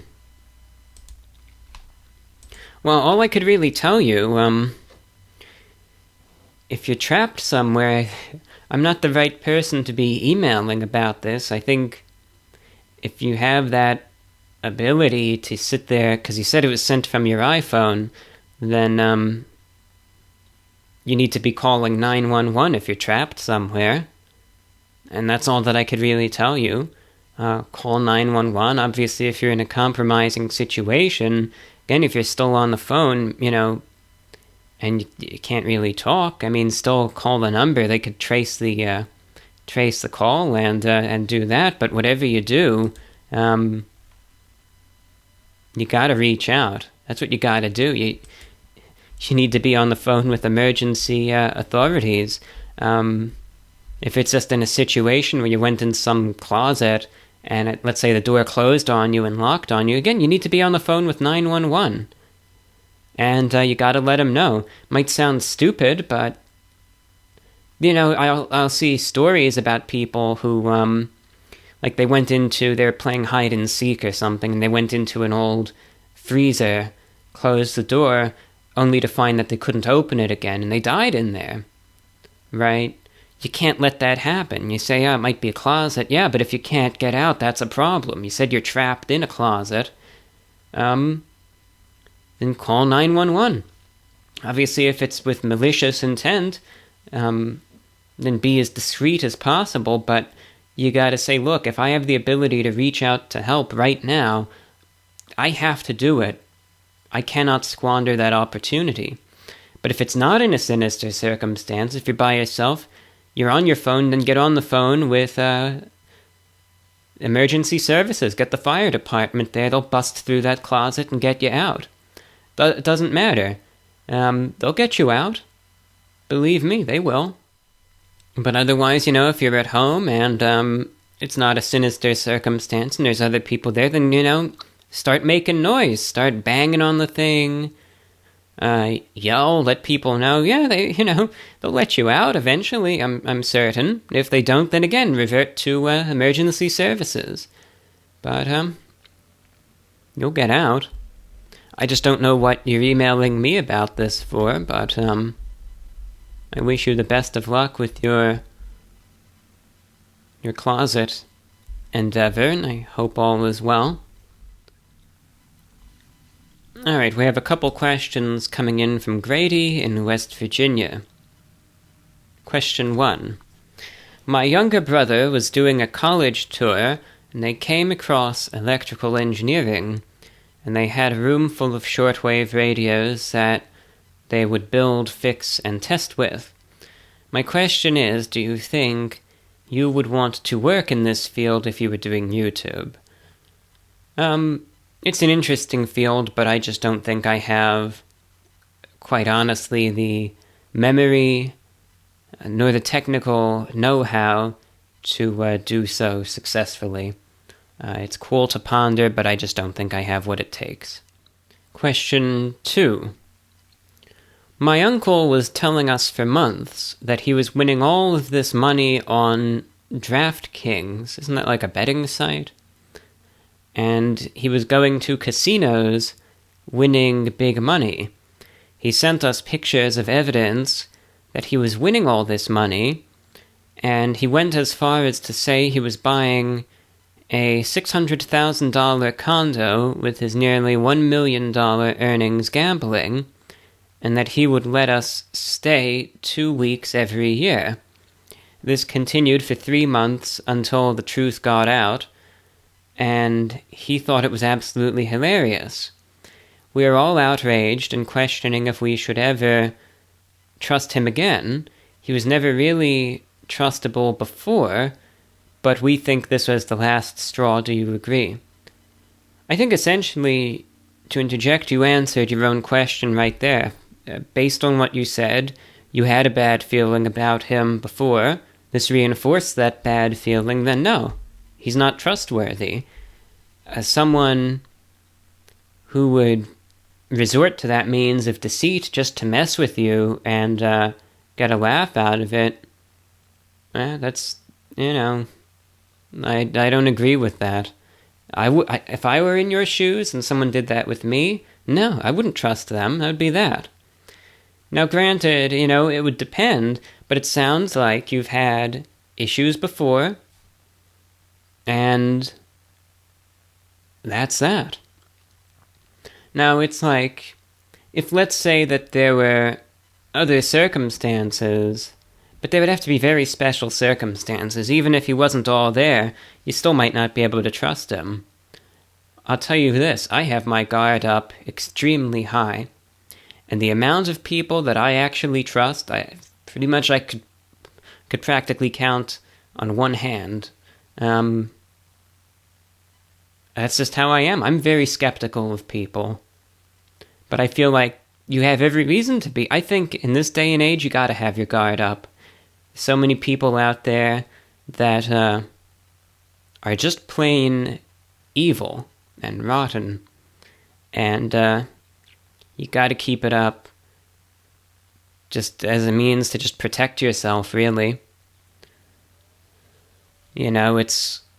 people think by protect yourself, you're talking exclusively physically. No, it's also mentally, emotionally, situationally, etc. I think having your guard up can definitely help. And being wary of those you trust, or, you know, not who you...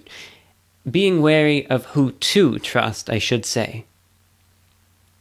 And, you know, it's like once I'll trust someone, it's a rare thing, but once I trust someone, I trust them.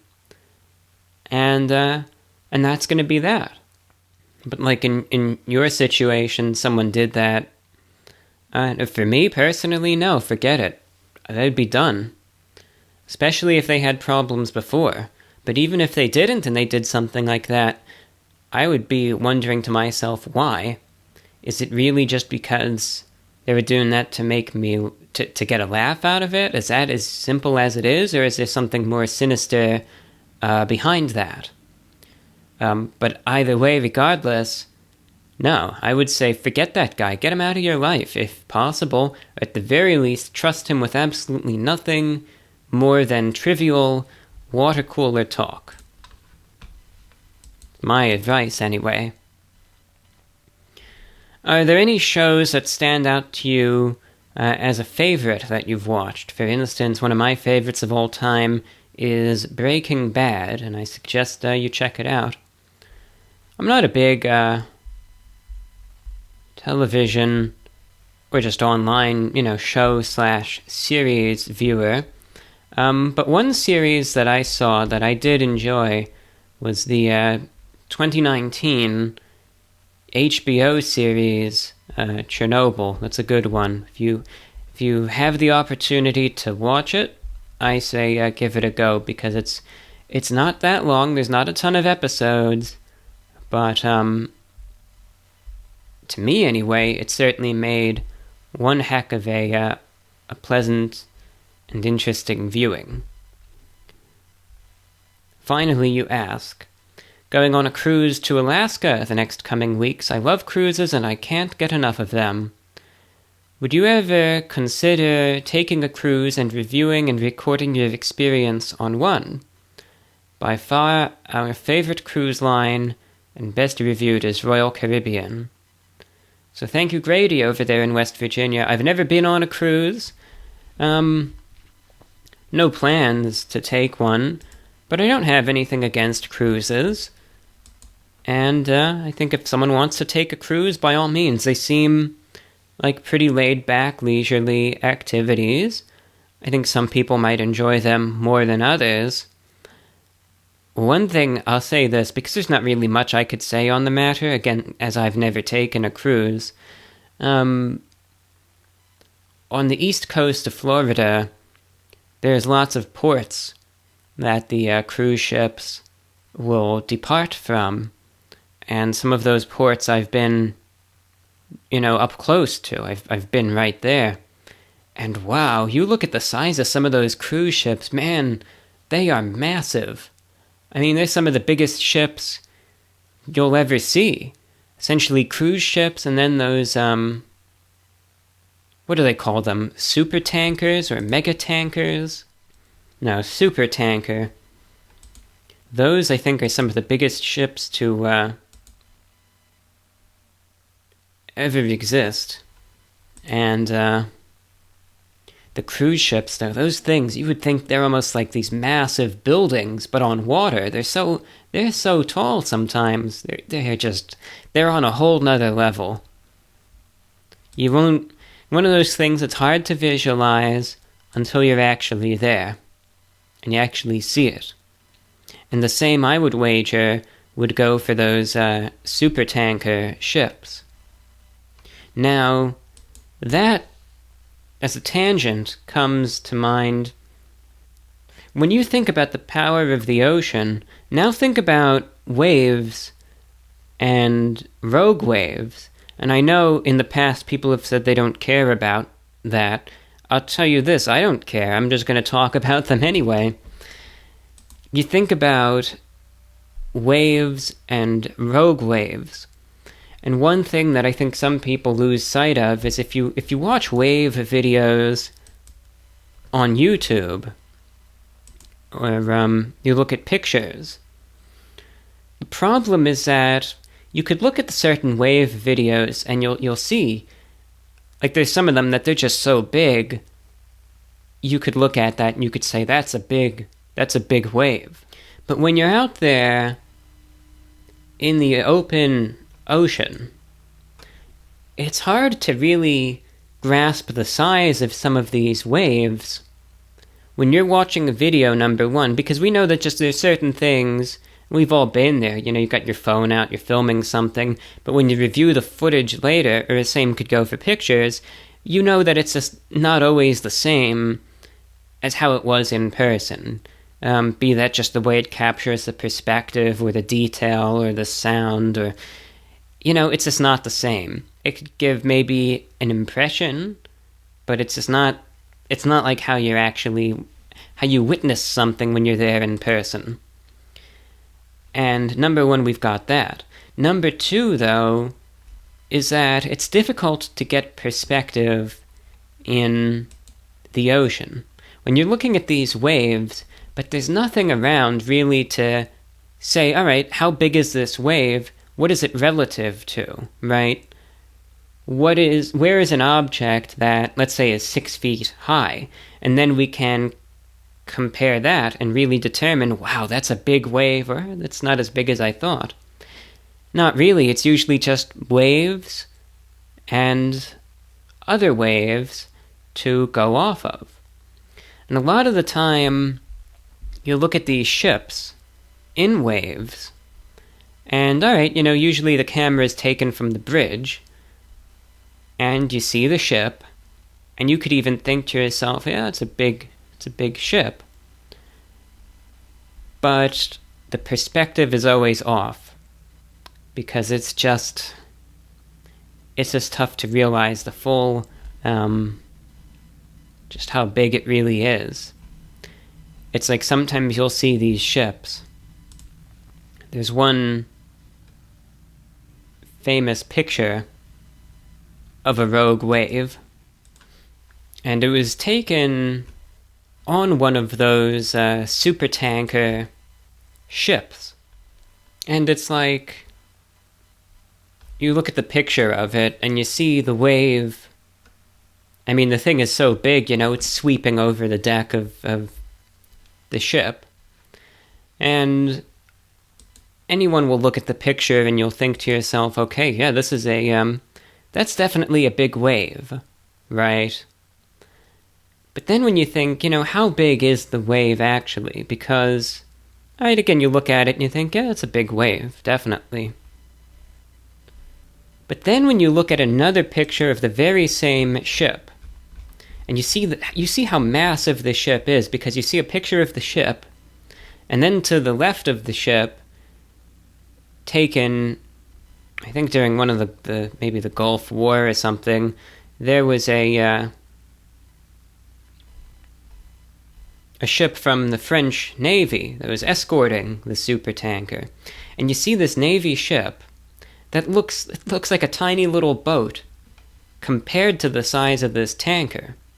And you realize that Navy ship is not some tiny little baby tugboat, That is a Navy ship. That is, if you saw that in person, you would think that's a pretty decent-sized vessel. So when you compare that to the supertanker that it was escorting, and then you look back at the picture of this wave that's sweeping over the deck of said supertanker, then it hits you and you realize, all right, not only is that a big wave, that is a monstrous wave. It's bigger than anything most people have ever seen in person. That, all right, now, when you realize that, you're not talking about a 20-foot wave, you're not talking about a 40-foot or a 60-foot or an 80-foot, you're talking about a wave in excess of 100 feet. Possibly taller, for something to actually sweep over the deck of that ship and then some, when you realize just how big the ship is that you're talking about there. But seeing that initial picture, when you're just seeing the wave, the deck of the ship, but nothing that's really, again, a good thing for perspective, it gets tough to fully visualize that stuff, because we're used to seeing these different cues where you could see, okay, there's a car, all right, we know how big a car is, and now you could say, okay, it's pretty big compared to that, or a building here, or some trees there. But when it's all just waves and the ship, it's hard to differentiate for most people. I'm sure experienced seafarers would have no problem with that, but for the average layperson, even myself included, even though I really like waves and the ocean and rogue waves and all that sort of stuff, it's hard to fully make that connection until you put things, when you get that perspective between the Navy ship, the supertanker, and then the wave sweeping over the supertanker's deck, you realize, yeah, that is a big wave. And then it amazes me that rogue waves weren't even fully proven until the 90s. When you think, look at that stuff right there, that picture predated that. But, I guess they just needed the hard evidence, and the actual hard numeric data just wasn't there until the late 90s, when the oil platform finally measured, I think that was an 84-foot wave there. But, the ocean is a powerful thing. And then there's the theorized concept, mind you. Not proven, theorized. They said in some studies, I think, in a university in Australia, that it's possible, but it wasn't proven. It was proven in a laboratory, but that's different. You could have something under set conditions, but does it occur in nature? That's yet to be proven, where you have the concept of, you have rogue waves, which that's where the wave is way higher than the rest of the sea state. So what made that wave with that supertanker remarkable is that the other waves weren't 100 feet tall. You had this 100-foot wave that came out of nowhere, and that's what makes that stuff, number one, creepy and scary, but so damn cool at the same time.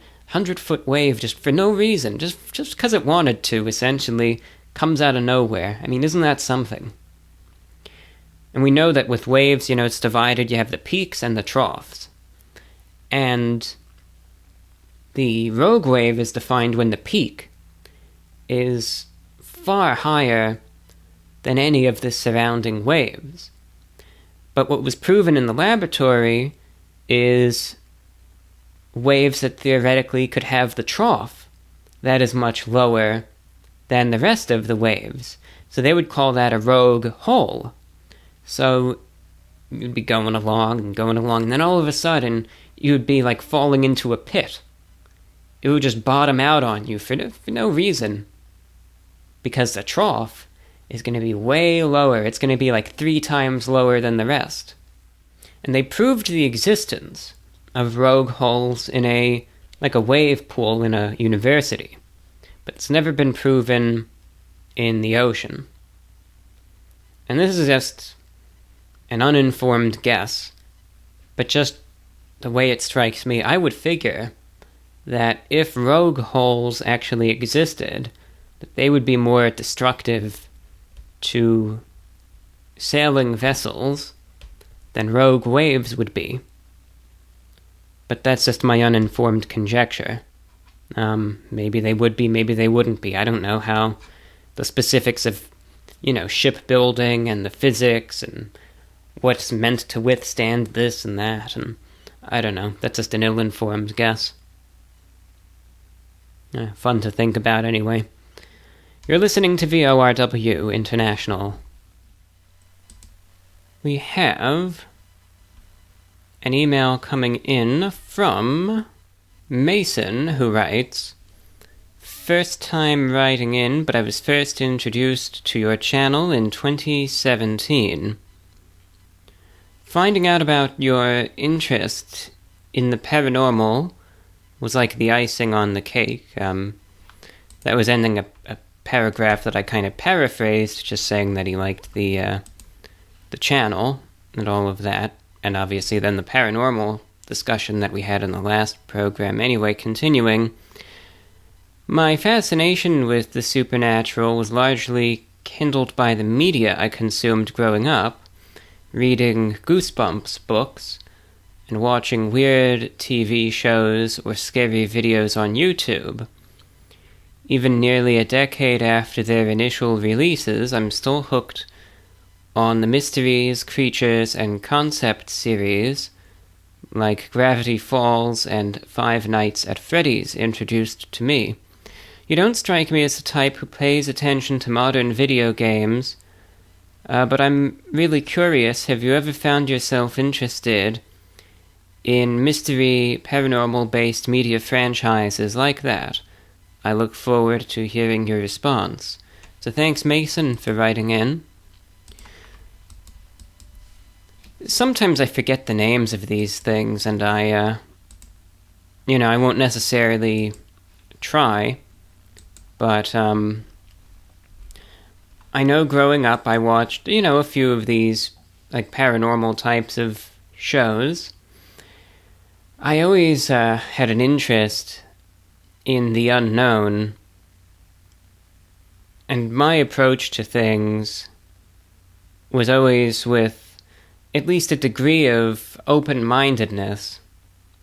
I'm not the type that will just automatically, let's say, look at every little noise that's made and immediately think, oh, that's a ghost, that's an interdimensional portal, that's this, that, or the other thing. But at the same time, I'm not the one that'll just sit there and try to assume that there is an answer for everything either.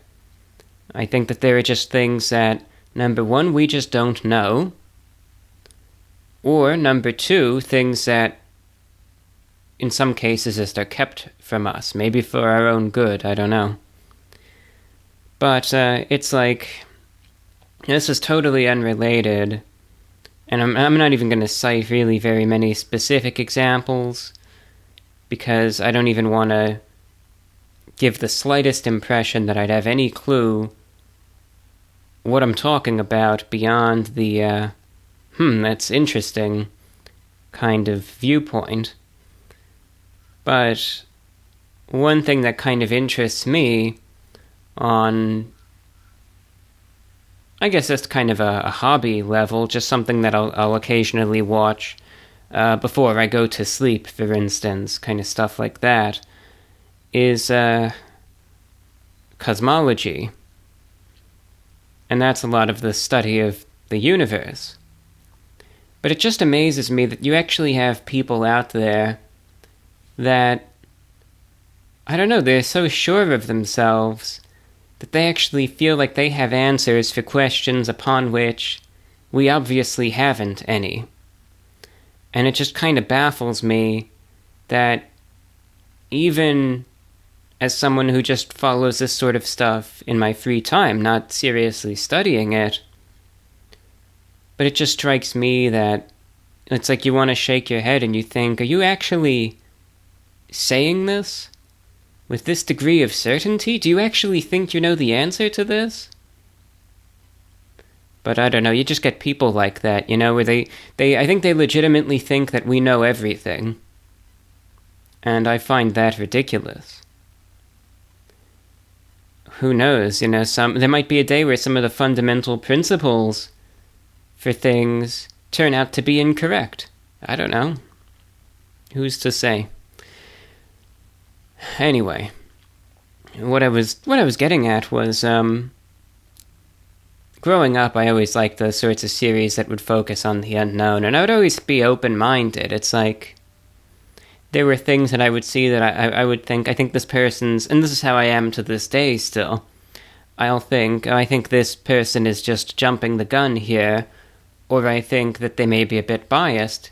But then there are those other situations where I think, this might really be something. And at the very least, the stuff is just plain cool. I think that's just how I see it anyway. So all this sort of stuff is interesting. And I'm not really one to watch organized series I like watching these days a lot of more independent stuff, like even on YouTube, like people describing firsthand their encounters with various things, be that cryptids or ghosts or any of that. That sort of stuff interests me, and I prefer that because, sure, you could just have a random person sitting there in front of a camera just messing with everyone and just lying to you, but at the same time, it just feels a whole lot more raw and authentic, and I like that. And you could tell with some of these folks, they definitely experienced something. And I just like hearing this sort of stuff. You know, these are people who essentially aren't out to prove themselves. They're just telling their story, and I like that. So I've really been enjoying a lot of that sort of stuff. But again, I've also been watching like some scientific videos and all of that sort of stuff, just about some of the various uncertainties even about the universe. Now, some of these subjects, like with the universe and all of that, will put people in an existential crisis, but I'm at that point where I just kind of shrug at all of it, and I just think, well, you know, there's just going to be things that we're never going to know, and that's that. And that's just what it comes down to. But it's all really neat. Thank you for writing in. Next email comes in from Sarah, who says, I finished watching today's Running on Empty. I'm genuinely sad that Culver's let you down. Just to interject, I'm quite disappointed too. And I'll share a few thoughts on that before I get to the rest of your email. I tried out this burger the other day, if you haven't seen the review, from Culver's. And Culver's is one of those chains that I like. They are pretty reliable, and I like them. They do a good job. And I feel that by and large, they do a good job in terms of their product. It tastes good, and that's all that there is to it.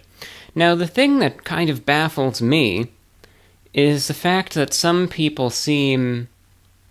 Well, maybe some people just don't understand my methodology. You see, when I do a review, and I mention this, I feel like I have to mention this in every single show that I do, but what the heck? It's in my mind, and we'll mention it once more. When I do these reviews, you have to realize I'm not here to cherry pick. By that I mean, I am not here to say I only want to get the best item. Right? I'm not here to be like one of those guys that you get on Food Network, who is going around to restaurants, and obviously he's there to showcase the food, so he's going to get the best meal. You know, it's like he's doing a series... I'm not even referencing anyone in particular, but like the best burgers or something. Right, they're obviously going to get the best burger. The people working at the establishment that they're doing the show at are going to be giving it their 100% effort, and you're going to get a good product. That's not my goal. I think some people forget that. I don't go there to these restaurants and say, I'm going to be doing a review of this, and you better, come on, chop chop. Let's go, boy. Make that burger real good for me. For God's sake, I don't do that. No. I don't want them to make me a burger that's any better than what they would be making you, or any item for that matter. When I do these reviews, I always say, I just want to try to give the authentic fast food impression that I am just a regular fast food consumer, let's just say someone that's on his lunch break, and I happen to be scrolling through my phone, or I see a billboard, or I'm listening to the radio and I hear a commercial or something, and I get wind of this new release, and I think, oh, I wonder what it's going to taste like. Let me order it. Let's see. I want to give that authentic experience that any other person would get. And that's why I just will review what I get. So some people say, well, it's clear that you got a bad burger. Redo it until you get a good one. I think, but that's not a fair assessment. Right? We understand that fast food is variable, and so then when it comes down to these reviews, when you factor in variability, right, in these establishments, you're forced to make a choice right then and there. You want to say, all right, what methodology do I want to pursue with the reviews? I could either forget the variability and keep getting items until they're good, and only review a certain type of item, and, keep doing it until it's like what it looks like in the ad, or just review whatever I get and make that absolute. No exceptions, no variances. I'll just review what's put in front of me, and that's going to be that. And I chose the latter. Now, if someone chooses the former, I haven't a problem with that. That's just the way they do things, right? It's like, this is the way I do things on my channel. Some people like it, some people don't. But there's plenty of other channels out there, I'm certain, that they may do things differently. And that might just be your kind of thing. And that's why there's other channels out there. No one's forcing you to watch this channel. But number one, you get people who act like I should just be one of those food shows, but that's not what I'm about. And people just have to accept that. And if they don't like it, then all I could tell you in, well, just the most straightforward term, is then watch a channel that does things that way, like one of those Food Network shows. That might be more your speed. So I'll just review what's put in front of me, and if it turns out to be good, then it's good. But if it's bad, it's bad. And I try to just give that authentic experience, because we all know if you buy fast food these days in 2022, you're going to get things that are just god-awful. And I want to try to accurately portray that if an item is bad, I want to clearly show it. It might not look appetizing, it might not be a good thing to say, but that's just what I want to do. I don't think it's fair any other way. And that's that. Now, secondly, for some reason, people keep making excuses for these places. And it's like, honestly, I don't think that they did watch the actual video when they say these idiotic things.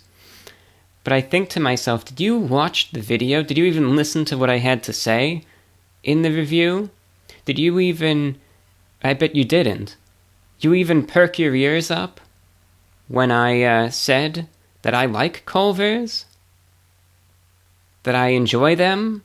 And that I'm disappointed because it was a subpar product from an establishment that normally provides very, very good and high-quality items, and because of that drastic variance, I'm more let down than usual. Did you even listen to that, or are you going to sit there like a stupid idiot saying that I have COVID, yet I even compensated for that in the review because I knew people like you were going to say that, and that's why I mentioned, yes, I can taste the garlic and I can taste the coffee beforehand. But you get these people that it's like, why are you... What are you even trying to say here? I don't know. I hope, anyway, to the person who sent this email, I'm not even talking about you at all. I was just referencing people in the YouTube comments. I gotta clarify that I'm not going on a tirade against you. But anyway, you mentioned... I live in Illinois, just south of the Wisconsin border, and ate at one of the Wisconsin Culver's original locations during a family vacation in the 90s. We loved the butter burgers and custard, and for years, after our vacation, we often lamented the fact that the amazing fast food place we ate at that one time in Wisconsin didn't have any other locations near our home. We were delighted when they opened a location just a few minutes away from my maternal grandparents' home in 1999, and I have many fond memories eating there with my grandmother and other family members. We were over the moon when later in 2004 a Culver's opened in my hometown. Culver's certainly does have a well-established reputation for premium quality fast food, and they have generally earned the reputation for that most part, as you said in your review. To interject, I'm glad you actually listened compared to some people, and I appreciate that. Continuing, I myself have many happy memories, and it truly saddens me when I see them fail to deliver.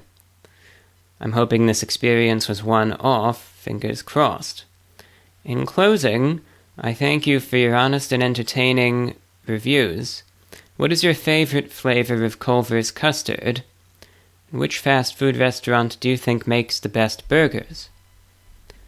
So, number one, thank you for your understanding. Glad you get the point. Some people don't, but you do.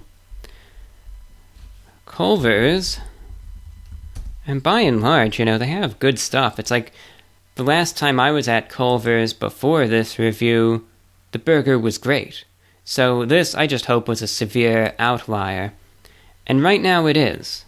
I'll tell you that right now. Because, for the most part, I've only had good experiences. And hopefully they'll stay that way.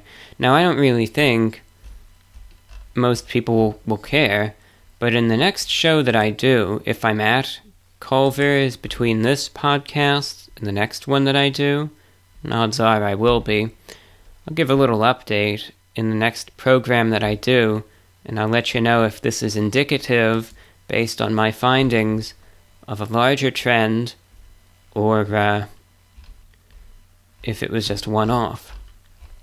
Now anyway, the frozen custard that they have is great, but to be honest, I don't know if it might be disappointing, but it is nothing that's any sort of, nothing crazy. I just like vanilla. That's, oh, I know, that's vanilla, that's it, yeah. That's all that I like, the vanilla. Pretty much just plain vanilla. That's just my thing. So, that's what I'm all about that vanilla life.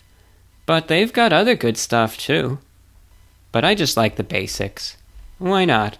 Vanilla is, you can't go wrong with it. Fast food restaurants with the best burgers, I wonder if anyone could hear that bird. Maybe. I don't know, the microphone's directional. It's irrelevant. Anyway, honestly, I would put Culver's near the top of that list. And that's why I was so let down in that review. Because this is a place, like I said, is still at the top of that list. They usually make a good product. They usually do. So Culver's is good. They're pretty good. Five Guys. Five Guys, back in 2016, I criticized them a bit, but they've gotten better once again, so Five Guys is up there. In-N-Out Burger, I don't have enough information about. I've only been there once, so I can't really say much. It's crazy to think that there was a time when I would say that Steak and Shake would actually be on that list, but now forget it. That place, talk about a fall from grace with them. Very disappointing. So thank you, Sarah, for writing in. I'm going to read one more email, and that's going to be that. I don't know if anyone can tell, but my voice at this point is a little weak. I don't know, I just feel very depleted So, I've got more emails to read, but I just can't do it. And I'm sorry, let me look. There's 1, 2, 3, 4, 5, 6, 7, 8, 9, 10, 11, 12, 13, 14, 15, 16, 17, 18, 19, 20, 21, 22, 23, 24 emails that I wanted to get to, and I have to just end it at this one. I don't have it in me at this point. And for that I apologize to all those of you who sent in those 24 other emails, but know that I have them on record. I'm not doing anything with them. After I finish editing this show, I have them all in a folder for show topics, and I'm going to clear out the ones that I read, and I'm going to leave the other ones in there, and in the next show I'll try to get to a few of those as well. But you all put the effort into making them, and I will certainly, when I can, put the effort into responding to them. And our final email for the program comes in from Brendan in Ottawa, Canada. First and foremost, I'd like to thank you for the shout-out on your second most recent podcast. I have a few comments on response to your comment about ADD mindset, lack of critical thought in today's media and social environments. While I don't disagree with your position, I believe the problem of issue oversimplification stems from the inability of the general public to think critically about issues. I've witnessed a sharp decline, anecdotally, among my acquaintances who left the academic environment of college/university and subsequently began to parrot talking points of Facebook pages as if they'd come to those conclusions all on their own. To interject thus far, yeah, you're spot on, you're hitting the nail right on the head in my opinion. Continuing, a part of that may be because folks are inundated with stimuli on an ever more frequent basis, and they lack time to sit with and process issues or scenarios beyond their most basic elements. Red/good team good or bad because of X or Y. We're overburdened with perspectives from entities who seek to retain our attention for as long as possible, and this hyper-competitive market for our eyes and ears leads to platforms shortening and oversimplifying issues so they can pack everything into a 15-second TikTok or a 90-second piece to camera. To me, this means that people slowly lose or never learn the ability to think critically about information and sources because they're so distracted by the bright colors and fast-talking presenters. And there's just not enough time in the day to hone those skills, and thus they've lost time, and we move further towards total dependence on broken down, simplified content. So again, so far, yeah, I think everything that you're saying, I agree with. I agree critical thought is, it is sorely needed these days, and we're not getting any. That's the problem. Pardon me, that was a sip of water. Let's get to the rest of your email. You continue.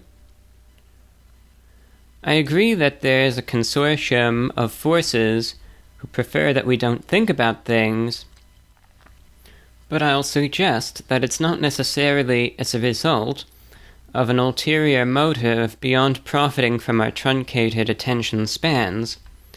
There's a larger discussion there about what profit means and how profit happens, but that's a later discussion. At any rate, I appreciate your ability to inspire me to stay up and type all this out at 2 a.m. when I should be in bed or doing some schoolwork instead. Your communication style is perfect for thinking these things through, and calmly hearing out points while crafting these sorts of responses.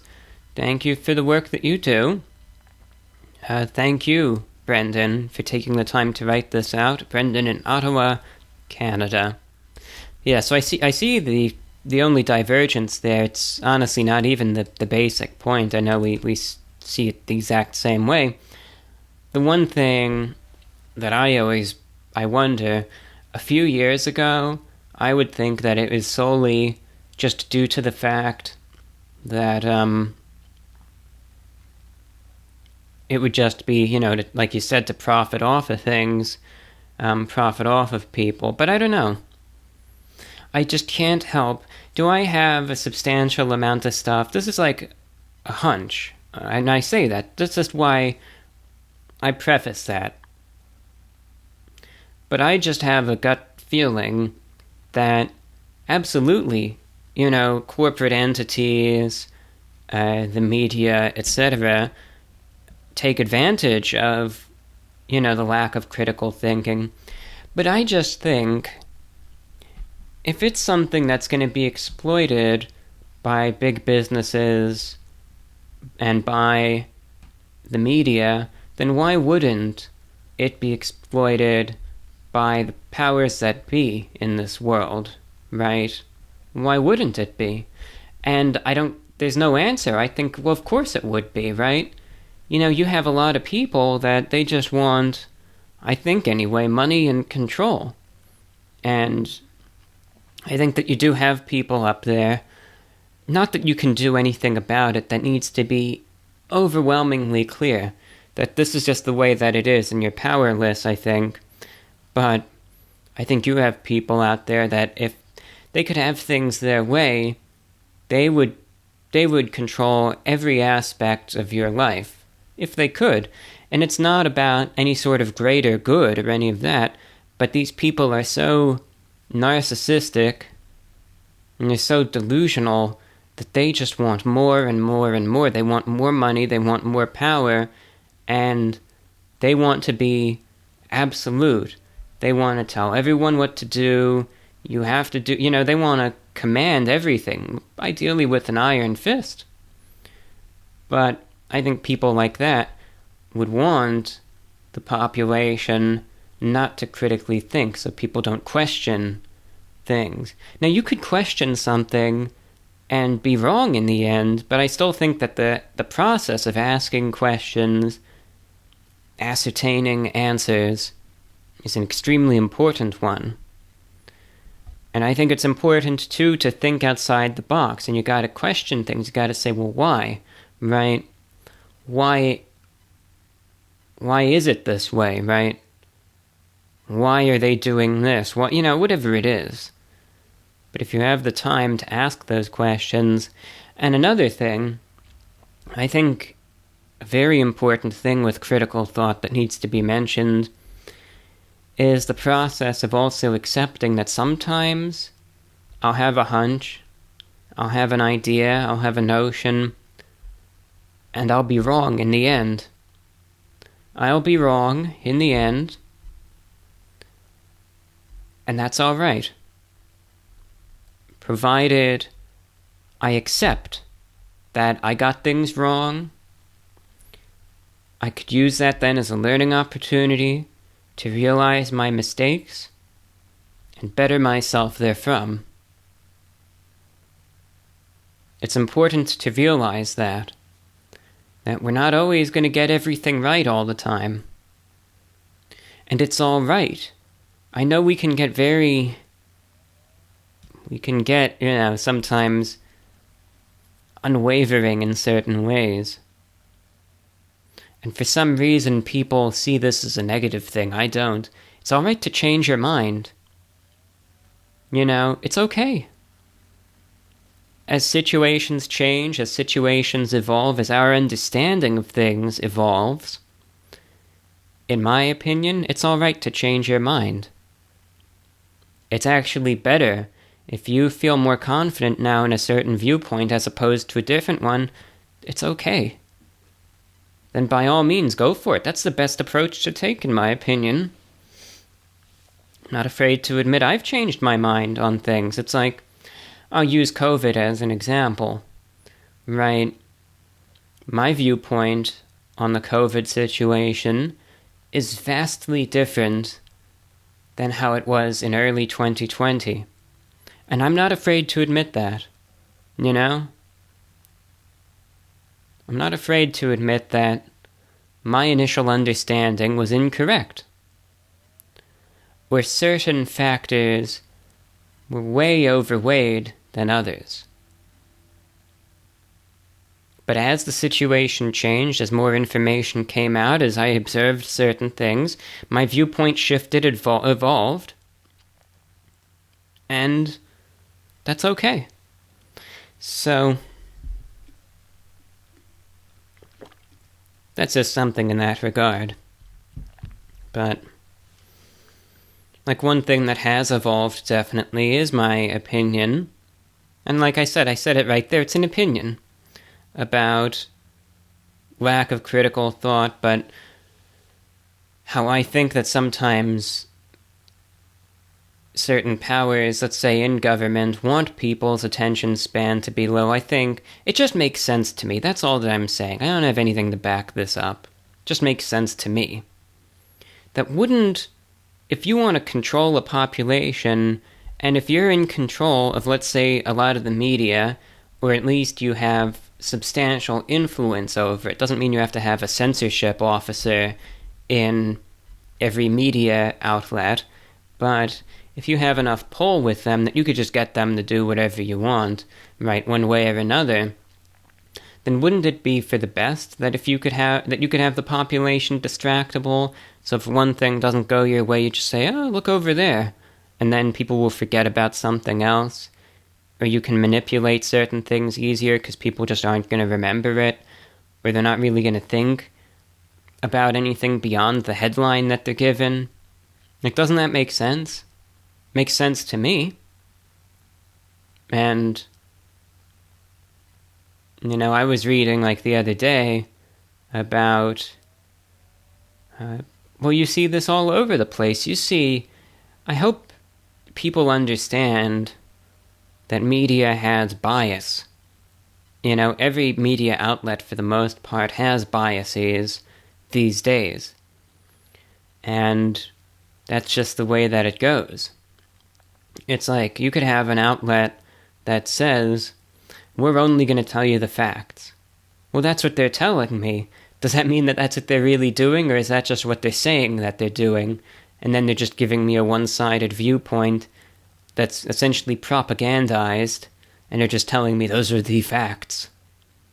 So, I was just reading about, you know, various dictatorships and how they've used the media. It's a powerful tool, but I don't see why it wouldn't still be used to this day. I think it's obvious that it is, for one reason or another. But, I don't know, it's just the whole thing, like, in terms of attention spans and being distractible. It just seems like maybe this is just the way that it turned out. But it certainly, at the very least, I would go as far as to definitively say, wouldn't such a trait certainly be possible? Wouldn't it just be possible for a trait like that to be exploited by an opportunistic government? Couldn't it? Seems likely to me. Is it? That's where we have the big what if, right? So we have the question mark. But I think most certainly, I could certainly theorize that maybe it is in some ways. Or maybe it will be. Is it right now? I can't say. But it makes sense that certainly it could be. This is how I see it. Alright, everybody, that's all that I have for you tonight. Thanks for putting up with me, and, look, in the end, regardless of what I say in this show, what matters is for you, on a day-to-day basis, pay attention to what's going on in the world when you can. I know things can be busy.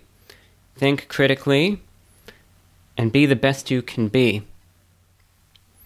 Be the change that you want to see in the world, And even, in my opinion, as things often seem to be rapidly degrading, still try to maintain your dignity and be an upstanding individual. That's all for now, and until next time, be safe, be healthy, and I wish you all the very best. Take care. This is VORW.